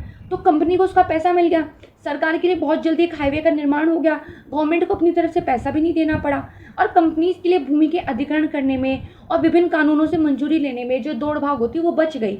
और क्योंकि प्राइवेट कंपनीज काम जल्दी करके देती है, एफिशिएंटली करके देती है, तो इससे जनता को भी लाभ हुआ। तो ये जो है आपका जो सरकारी और निजी भागीदारी होती है उसके द्वारा संभव होता है। ठीक है, तो इसको ध्यान रखिएगा। पीपीपी के तहत भारत जो है अग्रणी देशों में से एक है। ठीक है, एक रिपोर्ट आई थी इकोनॉमिक्स इंटेलिजेंस यूनिट की 2018 में, उन्होंने बताया था कि भारत की एशिया में रैंकिंग जो है एक तरीके से चौथा स्थान है। ठीक है, तो इसको ध्यान रखिएगा। ठीक है, इसके बाद एक है हमारा पीपी सेल, जो कि आर्थिक मामलों के विभाग वित्त मंत्रालय के तहत काम करता है। देखिए, पीपी सेल को 2006 में आंतरिक मामलों के विभाग में स्थापित किया गया था, और जो हमारा वायबिलिटी गैप फंडिंग है, इसके माध्यम से बहुत सारी योजनाओं को सार्वजनिक निजी भागीदारी के तहत फंडिंग दी जाती है। तो देखिए, एक तो आपने ये ध्यान रखना है कि भैया जो वित्त मंत्रालय है उसका जो आर्थिक मामलों का विभाग है उसके अंदर पीपीपी एक डेडिकेटेड सेल ही है। दूसरा क्या होता है, वायबिलिटी गैप फंडिंग क्या होता है ये समझना है। मान लीजिए किसी परियोजना को पूरा करने में 100 करोड़ रुपए लगे हैं टोटल, लेकिन जो कंपनी थी वो कितने 50 करोड़ रुपए ही दे रही है, बाकी के जो 50 करोड़ रुपए है वो सरकार देगी। तो सरकार ने एक गैप की जो फंडिंग थी वो कर दी, तो इससे क्या है, परियोजना पूरी हो गई। प्राइवेट कंपनी ने उतना ही पैसा लगाया जितना वो लगाना चाहती थी, बाकी का पैसा सरकार ने लगा दिया। तो इससे क्या फ़ायदा हुआ भाई, जनता को इंफ्रास्ट्रक्चर मिल गया, सरकार को भी पूरा पैसा नहीं लगाना पड़ा, और जो है आपको एक तरीके से काम होके भी मिल गया। तो वायबिलिटी गैप फंडिंग में जितने पैसे की कमी रह जाती है वो जो है कमी पूरी कर दी जाती है। राइट, इसको ध्यान रखिएगा। फिर एक देखिए साफ्टा होता है, जिसको दक्षिण एशियाई मुक्त व्यापार क्षेत्र जो है बोलते हैं। ठीक है, तो इसकी जो स्थापना हुई थी तो बहुत सारे जो कंट्रीज थे उन्होंने जो है एक एग्रीमेंट पे साइन करके की थी। ये जो 2004 को इस्लामाबाद पाकिस्तान में 12वां शार्क शिखर सम्मेलन हुआ था उसके दौरान हुआ एक समझौता था।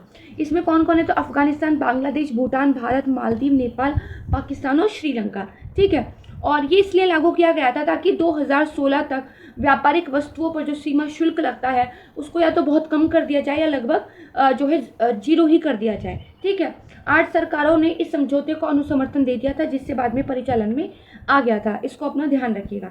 ठीक है, देखिए दक्षिण एशिया में जो सबसे कम विकसित देश है जैसे नेपाल, भूटान, बांग्लादेश, अफगानिस्तान और मालदीव, उनको कहा गया था कि आपके पास टैरिफ को कम करने के लिए या जीरो करने के लिए 3 साल है।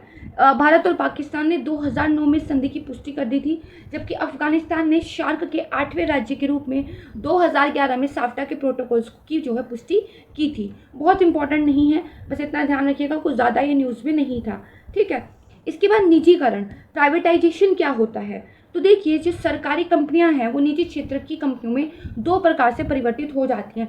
पहली तो सरकार क्या करे, सार्वजनिक कंपनी का जो स्वामित्व है, प्रबंधन है, उससे बाहर हो जाए। भाई सरकार कहते हैं अब हम भैया इस कंपनी को नहीं चलाएंगे। ठीक है, दूसरा क्या तरीका है कि सार्वजनिक क्षेत्र की कंपनियों को सीधे बेच ही दिया जाए।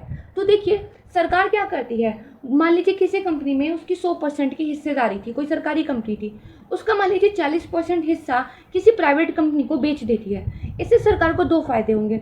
एक तो जब प्राइवेट कंपनी आती है तो कॉम्पिटिटिवनेस, एफिशिएंसी बढ़ती है। ठीक है, तो कंपनी के अंदर जो एक लाल फीताशाही चल रही होती है उसमें जो है कमी आती है। दूसरा, सरकार को रेवेन्यू मिलता है। भाई 40% अगर आपने किसी कंपनी का हिस्सा बेचा है तो आपको अच्छा खासा पैसा मिलेगा उसके बदले। तो उसको देखिए निजीकरण बोलते हैं। निजीकरण में भी 2 वर्ड बहुत इंपॉर्टेंट है। एक तो देखिए सामान्य निजीकरण या डिसइन्वेस्टमेंट, विनिवेश होता है। दूसरा एक स्ट्रैटेजिक डिसइन्वेस्टमेंट, रणनीतिक विनिवेश होता है। रणनीतिक विनिवेश में सरकार क्या है, मोर देन 50% अपने शेयर बेच देती है, मतलब सरकार अपना मालिकाना हक उसमें खो देती है। क्योंकि देखिए किसी भी कंपनी में जिसके 51% शेयर होंगे मतलब वो मालिक होगा, तो सरकार क्या है 50% से ज़्यादा शेयर अपने बेच देती है, तो वो कंपनी का देखिए प्राइवेटाइजेशन हो जाता है। जबकि जो सिंपल विनिवेश होता है उसमें क्या होता है, किसी कंपनी का थोड़ा सा हिस्सा ही बस बेचा जाता है। ठीक है, इसको ध्यान रखिएगा। तो इसके जरिए सार्वजनिक उपक्रमों की जो को स्वायत्ता दी जाती है, ठीक है, उनकी कार्यकुशलता इससे बेहतर होती है। ठीक है, जैसे कुछ सार्वजनिक उपक्रमों को महारत्न, नवरत्न और लघु रत्न का विशेष दर्जा दिया गया है। और आपको पता ही है जो महारत्न और नवरत्न कंपनियां होती हैं उनको अपना कार्य करने में, अपने बारे में निर्णय लेने में ज़्यादा फ्रीडम होती है। निजीकरण का एक मतलब ये भी है कि जो सरकार है वो बेसिकली कंपनी को कंट्रोल करना कम कर देती है उनको और ज़्यादा स्वतंत्रता और ज़्यादा पावर दे देती है और ज़्यादा स्वायत्त उनको बना देती है। तो निजीकरण में, विनिवेश में और रणनीतिक विनिवेश में डिफरेंस को थोड़ा सा ध्यान रखिएगा, राइट। ये हो गया। इसके बाद देखिए वैश्वीकरण, ग्लोबलाइजेशन, इसको हम पढ़ चुके हैं, ठीक है। इसके बाद मानव पूंजी, ठीक है। ह्यूमन कैपिटल क्या होता है? देखिए जैसे कोई भूमि, प्राकृतिक संसाधन, हम एक अर्थव्यवस्था के लिए क्या है, एक कह सकते हैं आप आर्थिक संसाधन है, एक भौतिक पूंजी है। इसी प्रकार हम लोग जो मनुष्य हैं वो भी एक संसाधन ही है। जैसे डॉक्टर है, नर्स है, कोई किसान है, कोई इंजीनियर है, उनके अंदर स्किल है, वो कुछ प्रोडक्टिविटी करते हैं, कुछ सर्विस देते हैं, कुछ काम करते हैं, तो वो क्या है, वो भी एक संसाधन है, वो भी एक पूंजी है, एक कैपिटल है। तो देखिए मानव एक संसाधन बने, एक योग्य व्यक्ति बने, इसके लिए शिक्षा, उसकी ट्रेनिंग बहुत ज़्यादा ज़रूरी है, ठीक है। तो इसको ध्यान आपने रखना है कि हम, इसका मतलब ये है कि मानव संसाधनों को मानव पूंजी में अगर आपको परिवर्तित करना है तो निवेश करने की ज़रूरत होगी। आपको एक व्यक्ति के ऊपर पहले निवेश करना पड़ेगा। निवेश मतलब उसको एजुकेशन दिलानी पड़ेगी, उसको ट्रेनिंग दिलानी पड़ेगी, तब जाकर वो एक बेहतरीन मानव संसाधन में बदलता है, राइट। इसको ध्यान रखिएगा। तो भाई कौन कौन से सोर्स है मानव संसाधन के? तो देखिए प्रशिक्षण, प्रबंधन, सूचना, इंफॉर्मेशन, ये सब सोर्स हैं, ठीक है। उसके बाद बात करते हैं भारत में प्रतिभूति बाजार, यानी कि जो सिक्योरिटी मार्केट है इंडिया का वो। तो देखिए वित्तीय बाजार, फाइनेंशियल मार्केट का वो हिस्सा जहाँ पर शेयर, प्रतिभूति, बॉन्ड, डिबेंचर, म्यूचुअल फंड, इन सब के माध्यम से एक लंबे समय के लिए पूंजी की उगाही की जाती है, उसको प्रतिभूति बाजार कहते हैं। और प्रतिभूति बाजार पूंजी बाजार का एक हिस्सा होता है, कैपिटल मार्केट का एक हिस्सा होता है। देखिए जो भारत का प्रतिभूति बाजार है उसके कई सारे संगठक हैं। एक तो सेबी है इसमें, जो कि इसका रेगुलेटर है, नियामक है। फिर अलग अलग स्टॉक एक्सचेंज हैं, जो अनेक शेयर सूचकांक हैं, ब्रोकर हैं, ठीक है। ये सारे लोग हैं। यहाँ पर अलग अलग प्रकार के लेन देन होते हैं, जैसे बदला, औंधा बदला, फ्यूचर ट्रेडिंग, इनसाइडर ट्रेडिंग, निजी प्लेसमेंट, ठीक है। ये सारी चीज़ें होती हैं। जैसे इनसाइडर ट्रेडिंग इलीगल होती है, ठीक है, आगे हम इसको समझेंगे। फिर देखिए एक होता है प्राथमिक और द्वितीयक बाजार। तो जो प्रतिभूति बाजार है जिसमें आप पूंजी को उगाही करने के लिए जाते हो, एक तरीके से धन प्राप्त करने के लिए जाते हो, उसके दो फर्दर सब टाइप हैं। एक होता है प्राथमिक, होता है द्वितीयक। प्राथमिक बाजार का मतलब क्या है? देखिए अगर आप जो एक तरीके से सिक्योरिटीज, बॉन्ड, शेयर वगैरह बिक रहे हैं, वो सीधे जो इश्यू करने वाला है, जिसके वो बॉन्ड है, जिसके वो शेयर है, वही सीधे बाजार में बेच रहा है और आप सीधे उससे ही खरीद रहे हैं, तो ये जो होता है ना, ये प्राथमिक बाजार में होता है। मतलब यदि कोई व्यक्ति, संस्थान द्वारा किसी कंपनी का शेयर सीधे कंपनी से खरीदा जाए, यानी कि कोई व्यक्ति है, कोई संस्थान है, वो किसी कंपनी का शेयर खरीद रही है और ऐसा वो सीधे उसी कंपनी से कर रही है, तो ये प्राथमिक बाजार का कारोबार माना जाता है और खरीदार को प्राथमिक शेयर धारक बोलते हैं। लेकिन अब उस व्यक्ति को मज़ा नहीं आ रहा उन शेयर्स को रखने में, वो चाहता है मैं इनको बेच दूँ, तो अब वो व्यक्ति किसी दूसरे, किसी तीसरे, किसी चौथे व्यक्ति को, या फिर दूसरा किसी तीसरे को, तीसरा किसी चौथे को, जो आपस में उन शेयर्स को बेचेंगे, वो देखिए आपका द्वितीयक बाजार कहलाता है। मतलब द्वितीयक बाजार में कंपनियां अपना शेयर बार बार नहीं बेचती हैं, एक बार उन्होंने प्राथमिक बाजार में बेच दिया, बात खत्म हो गई, फिर जो लोग आपस में बार बार बेचते रहते हैं, ये द्वितीयक बाजार में होता है, राइट। आप समझ गए? अब आगे ध्यान रखते हैं। इसके बाद आता है स्टॉक एक्सचेंज। स्टॉक एक्सचेंज क्या है? एक ऐसी जगह जहाँ पे प्रतिभूति बाजार के जो संगठक होते हैं, जैसे शेयर, बॉन्ड, डिबेंचर आदि होते हैं, इनकी खरीद बिक्री की जाती है, ठीक है। तो देखिए प्रतिभूतियाँ यानी कि स्टॉक्स की खरीद बिक्री की सुविधा के लिए प्रतिभूति बाजार में क्या है, एक तरलता उपलब्ध कराता है। द्वितीयक प्रतिभूति बाजार का सबसे महत्वपूर्ण ये संस्थान है, ठीक है। तो आपने क्या करना है, जो द्वितीयक प्रतिभूति बाजार है, एक बार तो कंपनियों ने सीधे अपने शेयर बेच दिए, उसके बाद आपस में आप उन सबकी ट्रेडिंग करते हैं, तो जो सब ट्रेडिंग चलती रहती है, आपने देखा होगा वो कहाँ चलती रहती है, स्टॉक मार्केट में चलती रहती है। तो उसको ध्यान रखिएगा। ये जो स्टॉक मार्केट है, ये जो इन्वेस्टर्स हैं, उनको काफ़ी सारी महत्वपूर्ण सूचना उपलब्ध कराता है। अगर देखिए कहते हैं ना शेयर बाजार ऊपर उठ रहा है, तो कहा जाता है निवेशकों के सेंटीमेंट पॉजिटिव हो रहे हैं। कई बार कहा जाता है शेयर बाजार तो लुढ़क गया, मतलब लोगों को हमारी इकोनॉमी में, हमारी जो सरकार है उस पर भरोसा नहीं है, ठीक है। इस तरह की चीज़ें होती रहती है। जो सूचीबद्ध कंपनियां होती हैं, उनके वर्तमान जो बेसिकली स्टॉक धारक हैं, उनको वो सूचना प्रदान करता है। देखिए कुछ कंपनियां हैं जिन्होंने स्टॉक मार्केट में खुद को लिस्ट कर रखा है, तो उनके शेयर कभी ऊपर उठते रहते हैं, कभी नीचे गिरते रहते हैं। तो जिन लोगों ने उनके शेयरों को खरीदा हुआ है, उनको एक इन्फॉर्मेशन मिलती रहती है कि भाई जिस कंपनी के शेयर हमारे पास है वो मुनाफे में चल रही है, नुकसान में चल रही है, मतलब उसके शेयर्स क्या कह रहे हैं, ठीक है। एग्जैक्ट सिनेरियो कंपनी का प्रॉफिट एंड लॉस का कुछ और हो सकता है, बट शेयर मार्केट जो है एक अलग तरीके से काम करता है। तो तो यहाँ पर लोग देख कर किसके शेयर उठ रहे हैं, किसके गिर रहे हैं, लगातार जो है शेयर मार्केट में खरीद बिक्री करते रहते हैं। ठीक है, इसको ध्यान रखिएगा। जो विश्व का पहला आप कह सकते हैं स्टॉक एक्सचेंज था, वो बेल्जियम में, जो कि उस टाइम नीदरलैंड का हिस्सा था, वहाँ पर 1631 में हुई थी। लंदन स्टॉक एक्सचेंज की स्थापना 1773 में हुई थी। और देखिए, जो फिलाडेल्फिया का स्टॉक एक्सचेंज था, जिसको आधुनिक युग का पहला कहा जाता है, उसकी 1790 में हुई थी। भारत की बात करें तो भारत का पहला stock exchange Bombay stock exchange था। The native share and stock broker association के नाम से जाना जाता था।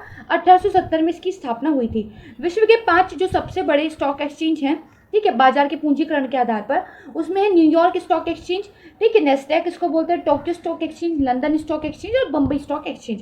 ठीक है, इंडिया का भी नाम आता है।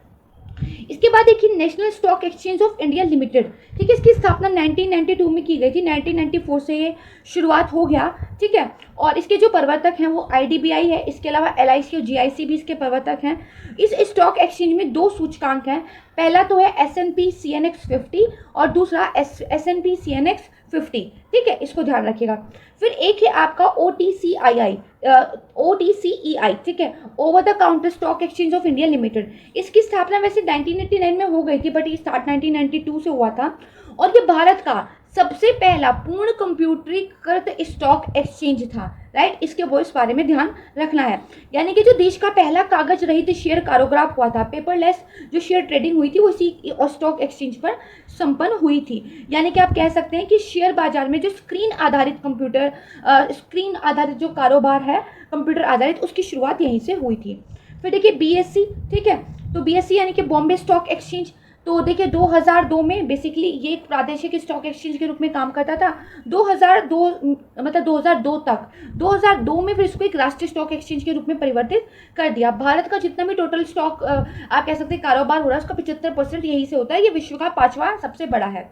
इसके बाद मुद्रास्फीति, इन्फ्लेशन क्या होती है? देखिए, जब कीमतों के सामान्य स्तर में धीरे धीरे बढ़ोतरी हो रही हो, सतत वृद्धि हो रही हो, तो देखिए जो कीमतें हैं उनके सामान्य स्तर में लगातार सतत वृद्धि, इसको कहते हैं इन्फ्लेशन। किसी एक वस्तु में अचानक से कीमत बढ़ गई, किन्हीं चीज़ों के प्राइसों के रेट बढ़ गए, नहीं, वो नहीं।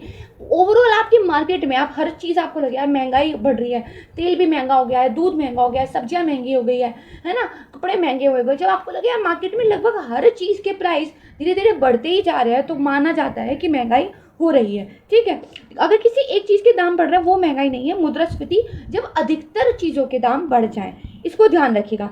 वहीं अगर सामान्य स्तर में लगभग सभी चीज़ों के धीरे धीरे कमी आ रही हो उनकी कीमतों में, तो उसको अपस्फीति बोलते हैं, यानी कि महंगाई के विपरीत होती है। इंग्लिश में इसको डिसइन्फ्लेशन के नाम से भी जाना जाता है। ठीक है, ये हो गया। देखिए, मुद्रास्फीति को 2 तरीके से मापा जाता है, एक थोक मूल्य सूचकांक WPI और एक आपका उपभोक्ता मूल्य सूचकांक CPI। ये दोनों हमने पढ़ लिए हैं, तो इनको ज़्यादा ध्यान नहीं देंगे। देखिए, मुद्रास्फीति की दर, महंगाई की दर कैसे निकालते हैं? तो जो मूल्य स्तर अभी है और जो मूल्य स्तर पिछले साल था, इनको घटा के इसको भाग देते हैं, जो मूल्य स्तर पिछले साल था गुणा कर देते हैं 100 से। ठीक है, तो परसेंटेज का फॉर्मूला है, ये तो आपको पता ही होगा। तो मतलब जो महंगाई है वो परसेंटेज में दिखाई जाती है। और बेसिकली ये जो एक बास्केट है जिसमें हमने बहुत सारी वस्तुएं, सर्विसेज रखी हैं, उनमें कैसे कीमतें ऊपर नीचे हो रही है, ये जो है हम बताते हैं। ठीक है, इसको ध्यान रखिएगा। फिर मुद्रास्फीति के कुछ प्रकार होते हैं। एक लो इन्फ्लेशन होती है, एक सरपट मुद्रास्फीति जिसको गैलोपिंग इन्फ्लेशन बोलते हैं, एक अति मुद्रास्फीति होती है। लो का मतलब क्या होता है? ऐसी मुद्रास्फीति जो बहुत धीमे होती है, इसकी थोड़ा अनुमान भी लगाया जा सकता है पहले से ही। ठीक है, और मतलब ये बहुत धीरे धीरे होती है, और मतलब आप कह सकते हैं कि इसको क्रीपिंग, सरकने वाली इन्फ्लेशन भी बोलते हैं। ठीक है, फिर एक सरपट मुद्रास्फीति, भाई सरपट मतलब बहुत तेजी से, ये अत्यंत उच्च मुद्रास्फीति है, डबल डिजिट, ट्रिपल डिजिट की इन्फ्लेशन की दर लगातार बढ़ती रहती है। ठीक है, तो जैसे 100% इन्फ्लेशन हो गया 21 साल में, 200% हो गया। ठीक है, फिर एक अति मुद्रास्फीति होती है, हाइपर इन्फ्लेशन।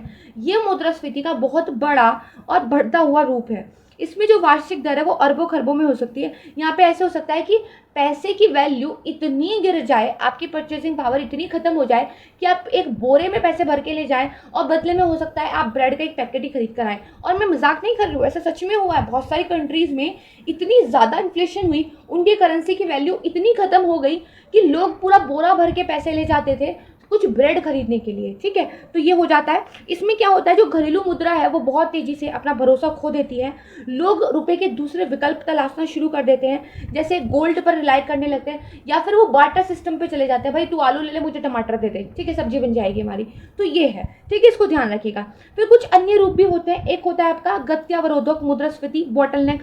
बॉटलनेक का मतलब क्या होता है, जब सप्लाई साइड से कोई दिक्कत हो, जैसे कह नहीं देते कि भाई सेब बहुत महंगे हो गए हैं, आप पूछते हो क्यों भाई, कल तो मैंने इस रेट पे लिए थे, वो क्या बोलेगा, नहीं मैम ऐसे पहाड़ों पे बारिश हो गई है या फिर कुछ दिक्कत हो गई है तो वहां से आ नहीं रहे हैं, तो इसकी वजह से महंगे हो गए। तो ये क्या है, बॉटल नेक है। तो सप्लाई जो आपकी थी उसमें जो है बेसिकली दिक्कत हो गई, मतलब जो आपूर्ति पक्ष था उसमें दिक्कत आ गई है, ठीक है। फिर एक देखिए कोर इन्फ्लेशन होती है। ये मैंने आपको पहले भी बताया था कि जब खाने और जो ईंधन के दाम हैं उनको हम एक बास्केट से हटा देते हैं और बाकी की चीज़ों को देखिए हम जब मेज़र करते हैं तो वो हमारा कोर इन्फ्लेशन कहलाता है, ठीक है। इसके बाद देखिए मुद्रा का संकुचन या मुद्रा अपस्फीति भी होती है। यहाँ पर अर्थव्यवस्था में क्या है, वस्तुओं और जो सेवाओं की मांग है वो अपेक्षाकृत कम हो जाती है, कीमतें घटने लगती हैं। इसको मुद्रा का संकुचन या मुद्रा अपस्फीति कहते हैं, ठीक है। ये उस समय देखिए उत्पन्न होती है जब या तो जो वस्तु और सेवाओं का उत्पादन है वो मौद्रिक आय की तुलना में तेजी से बढ़ता है। लोगों के पास पैसा तो ज़्यादा नहीं आया, सैलरी तो लोगों की उतनी ही है, ठीक है, लेकिन कंपनीज की तरफ से प्रोडक्शन बहुत ज़्यादा हो रही है। तो यहाँ पे क्या हो गया, सप्लाई बहुत बढ़ गई लेकिन डिमांड कम है, तो मंदी की एक स्थिति आ जाती है, ठीक है। और ये आपको ध्यान रखना है कि आपको कि मांग में कमी यहाँ पर आ जाती है और इसकी वजह से राष्ट्रीय आय में गिरावट हो जाती है और धीरे धीरे देखिए इसकी वजह से बेरोजगारी में भी वृद्धि होती है, राइट। तो फॉरेक्स रिजर्व क्या होता है, विदेशी मुद्रा भंडार। देखिए किसी देश के पास कुल विदेशी मुद्रा परिसंपत्ति कितनी है ना, उसको कहा जाता है कि उनका फॉरेन रिजर्व है। इसके अंदर देखिए क्या क्या होता है, इसमें FCA यानी कि फॉरेन करेंसी एसेट है ना, यानी कि विदेशी मुद्रा परिसंपत्ति होती है, सोना होता है, IMF के जो SDR है वो होते हैं, और IMF का रिजर्व ट्रेंच एक कोटा उनका जो होता है ये होता है, ठीक है। तो ये मतलब एक ऊपरी सीमा है कि जहां तक एक देश के पास विदेशी मुद्रा है और यहां तक वो अपनी अर्थव्यवस्था में विदेशी मुद्रा को मैनेज कर सकता है, राइट, ये ध्यान रखिएगा। फिर देखिए मूल्यह्रास, ये क्या होता है, देखिए इसका उपयोग जो होता है घरेलू और वैदेशिक दोनों ही आर्थिक क्षेत्रों में करते हैं। घरेलू क्षेत्रों में तो उसका मतलब होता है कि जो भौतिक वस्तुएं हैं उनमें कोई टूट फूट हो जा रही है, वियर एंड टीयर हो जा रहा है, तो उसको भी देखिए डेप्रिसिएशन बोलते हैं, ठीक है। जैसे मान लीजिए हम क्या कहते हैं कि भाई हमारे यहाँ एक साल में इतना उत्पादन हुआ, पर वो जो उत्पादन हुआ उसकी वजह से मशीनों में जो घिसावट हुई, टूट फूट हुई, उसको भी तो काउंट किया जाएगा, तो उसको डेप्रिसिएशन बोलते हैं घरेलू क्षेत्र में। अगर वैदेशिक क्षेत्र की बात की जाए तो हमारी जो घरेलू मुद्रा है वो विदेशी मुद्रा के सापेक्ष जो धीरे धीरे कम हो रही है, यानी कि कह देते हैं रुपया जो है डॉलर के सामने गिर रहा है, तो मतलब रुपये का मूल्य ह्रास हो रहा है, रुपये का क्या है, डेप्रिसिएशन हो रहा है, ठीक है। तो ये भी एक वर्ड होता है। के बाद आता है पुनर्मूल्यन। तो पुनर्मूल्यन देखिए उसका बिल्कुल जस्ट अपोजिट है। यहाँ पे क्या होता है, जब किसी एक मुद्रा के मूल्य में किसी दूसरी मुद्रा के मूल्य के समक्ष मूल्य वृद्धि कर दी जाए, यानी कि मूल्य ह्रास या अवमूल्यन की विपरीत स्थिति ये होती है, और ये अगर आधिकारिक रूप से किया गया है तो उसको अधिमूल्यन कहते हैं। अगर ये बाजार के द्वारा किया गया होता है तो उसको एप्रिसिएशन कहते हैं। एप्रिसिएशन का वैसे हिंदी में अधिमूल्यन ही होता है, लेकिन एप्रिसिएशन देखिए मार्केट फोर्सेस की वजह से होता है। रीवैल्यूएशन देखिए ऑफिशियली सरकारों की तरफ से किया जाता है, ठीक है, इसको ध्यान रखिएगा। तो उसका मतलब अधिमूल्यन, तो अधिमूल्यन क्या है, जो फ्री फ्लोटिंग आपका घरेलू मुद्रा मार्केट है, यानी कि खुला है, बाजार जैसे डिसाइड करेगा वैसे चीजें हो जाएंगी। जब फ्री फ्लोटिंग मार्केट में मुद्रा का वैल्यू जो है दूसरी मुद्रा के सापेक्ष बढ़ जाए तो उसको अधिमूल्यन कहते हैं, राइट, ये समझ गए। फिर देखिए MSME की एक नई परिभाषा दी गई है सरकार की तरफ से, और इसमें सूक्ष्म, लघु और मध्यम है। तो पहले देखिए जो मशीनरी होती थी और उपकरण होते थे उसमें कितना इन्वेस्टमेंट किया गया है इसके आधार पर कैटेगराइजेशन किया जाता था। अब देखिए मशीनी और उपकरण में कितना इन्वेस्टमेंट किया गया है और साथ में कितना आउटपुट निकला है ना, इसके हिसाब से देखिए अब इसको कैटेगराइजेशन किया जाता है, ठीक है। तो उसका आप स्क्रीनशॉट ले लीजिएगा एक बार, तो आपको जो है ये समझ में आ जाएगा, राइट, इसमें ज़्यादा कुछ बताने का है नहीं। फिर इसके बाद देखिए खाद्य सब्सिडी, ठीक है। तो खाद्य सब्सिडी आप हमने पढ़ा ही था कि सरकार क्या है कि हर फसल का जितनी भी उसने एक अधिसूचित की हुई है, अधिसूचना दी हुई है कि भाई इतनी नंबर ऑफ जो क्रॉप्स है इनका हम क्या करते हैं, इस पर हम खाद्य सब्सिडी देते हैं। तो सरकार क्या कर देती है, जो प्रति क्विंटल आर्थिक लागत आ रही है किसी चीज़ की और जो प्रति क्विंटल केंद्रीय निर्गम मूल्य है उसके बीच जो अंतर आ रहा है वो खाद्य सब्सिडी होता है। क्या इसका मतलब हुआ, देखिए गेहूं जो सरकार ने किसानों से खरीदे, मान लीजिए वो तो सरकार ने खरीदे 200 रुपये में, लेकिन फिर गवर्नमेंट क्या कर रही है, अपने अलग अलग जनहित कल्याणकारी प्रोग्राम में 2 रुपये किलो गेहूँ, 3 रुपये किलो चावल ये बेच रही है। तो खरीदा आपने 200 में, बेच आप 2 रुपये में रहे हो, तो इसके बीच में अंतर पड़ रहा है, तो वो अंतर सरकारी तो पे कर रही है, तो सरकार उसको फूड सब्सिडी के रूप में पे कर रही है, राइट। इसको ध्यान रखिएगा। तो इसका मतलब देखिए, सरकार एक तो एमएसपी घोषित करती है, दूसरा गरीब लोगों को जो अलग अलग स्कीम्स के तहत जो नेशनल फूड प्रोग्राम है हमारे यहाँ, उसके तहत जो है अनाज वगैरह की उपलब्धता कराती है, ठीक है। और इसके बीच में रेट का डिफरेंस होता है, तो वो डिफरेंस जो है सरकारी पे करती है, ठीक है। और आप यहाँ पर देख सकते हैं कि जो 19-20 था, जब कोविड-19 था, है ना, उसके बाद जब 20-21 आया तो कितना सब्सिडी जो है गवर्नमेंट का लगातार बढ़ा है, राइट। इसको थोड़ा सा ध्यान रखिएगा। इसके बाद देखिए यहाँ पर एक और डाटा बताया गया है कि जो कुल नामांकन दर है उसमें 3% की वृद्धि हुई है, और अब भारत का जो सकल नामांकन अनुपात है वो 27.1% हो गया है। देखिए, ग्रॉस इनरोलमेंट रेशियो यानी कि सकल नामांकन अनुपात, ये क्या होता है? देखिए, ये बेसिकली आपके यहाँ जो एजुकेशनल इंस्टीट्यूशंस हैं उनके यहाँ टोटल कितने बच्चे एडमिशन्स ले रहे हैं, वो पूरा पढ़ते हैं कि नहीं पढ़ते हैं, इससे मतलब नहीं उन्होंने आज एडमिशन लिया 6 महीने बाद स्कूल छोड़ दिया, वो अलग चीज़ है, वो बाद में देखेंगे। लेकिन टोटल कितने बच्चों ने आपके यहाँ एडमिशन लिया, इसको सकल नामांकन अनुपात कहते हैं, और टोटल कितने बच्चे हैं, ठीक है, ये बेसिकली देख लिया जाता है। तो इसको आपने थोड़ा सा ध्यान रखना है, राइट। तो फिर यहाँ पर इसके अलावा देखिए एक और डाटा दिया गया है जो लेबर फोर्स पार्टिसिपेशन रेट का है। तो ये थोड़ा सा पुराना डाटा है, आपको मिसलेनियस वाली वीडियो में सर ने बहुत अच्छे से सारा जितना भी नया डाटा है वो याद करा दिया। तो एक ही जगह से डाटा पढ़े वो ज़्यादा अच्छा होता है। मैं आपको अलग अलग जगह से डिफरेंट डाटा बता दूँ, आप भी कंफ्यूज हो जाएंगे। तो डाटा मेरे वाली वीडियो पे नहीं समझिएगा, डाटा मिसलेनियस वाली जो सर की वीडियो है वहाँ से पढ़िएगा, क्योंकि वो लेटेस्ट है, राइट। इसको ध्यान रखिएगा। अब देखिए, वीडियो का मैं एंड करती हूँ। एंड में बस अर्थशास्त्र से संबंधित जो महत्वपूर्ण पुस्तकें हैं इनके बारे में भी बात समझ लेते हैं, कई बार आपसे पूछ लिया जाता है। तो nature and significance of economic science, ये किसने लिखी है? लियोनेल रॉबिन्स ने लिखी है। दास कैपिटल, ये कार्ल मार्क्स ने लिखी है, very famous book. The general theory of unemployment, interest and money, ये जॉन मेनार्ड कीन्स ने लिखी है। हाउ टू पे फॉर वॉर, ये भी जॉन मेनार्ड कीन्स ने लिखी है। Wealth of the nation, again very famous book, Adam Smith ने लिखी है। Foundation of economic analysis, Paul Samuelson ने लिखा है इसको, और प्रिंसिपल ऑफ इकोनॉमिक्स के राइटर है एल्फ्रेड मार्शल। तो यहाँ पे देखिए हमारा वीडियो समाप्त होता है। मुझे उम्मीद है कि कम समय में और चीज़ों की बहुत सारी लिमिटेशंस को देखते हुए इकोनॉमिक्स जैसे कॉम्प्लिकेटेड सब्जेक्ट को समझाने में मैं आपको कामयाब रही होंगी, और आपका रिवीजन इन वीडियोस के माध्यम से हुआ होगा। और यदि ऐसा हुआ है तो प्लीज़ वीडियो को लाइक करना मत भूलिएगा, और आप कमेंट करना भूल जाते हैं तो अपना एक अच्छा सा प्यारा सा फीडबैक ज़रूर देकर जाइएगा, मुझे बहुत खुशी होगी। और बहुत जल्द सर से बातचीत चल रही है कुछ एक नए प्रोग्राम के साथ, मैं जल्दी हाजिर हो जाऊंगी। तो तब तक के लिए अच्छे से पढ़ाई कीजिएगा, और आपके एग्ज़ाम के लिए very best of luck, and बहुत अच्छा कीजिएगा, आपका एग्ज़ाम ज़रूर निकल जाएगा। Thank you so much.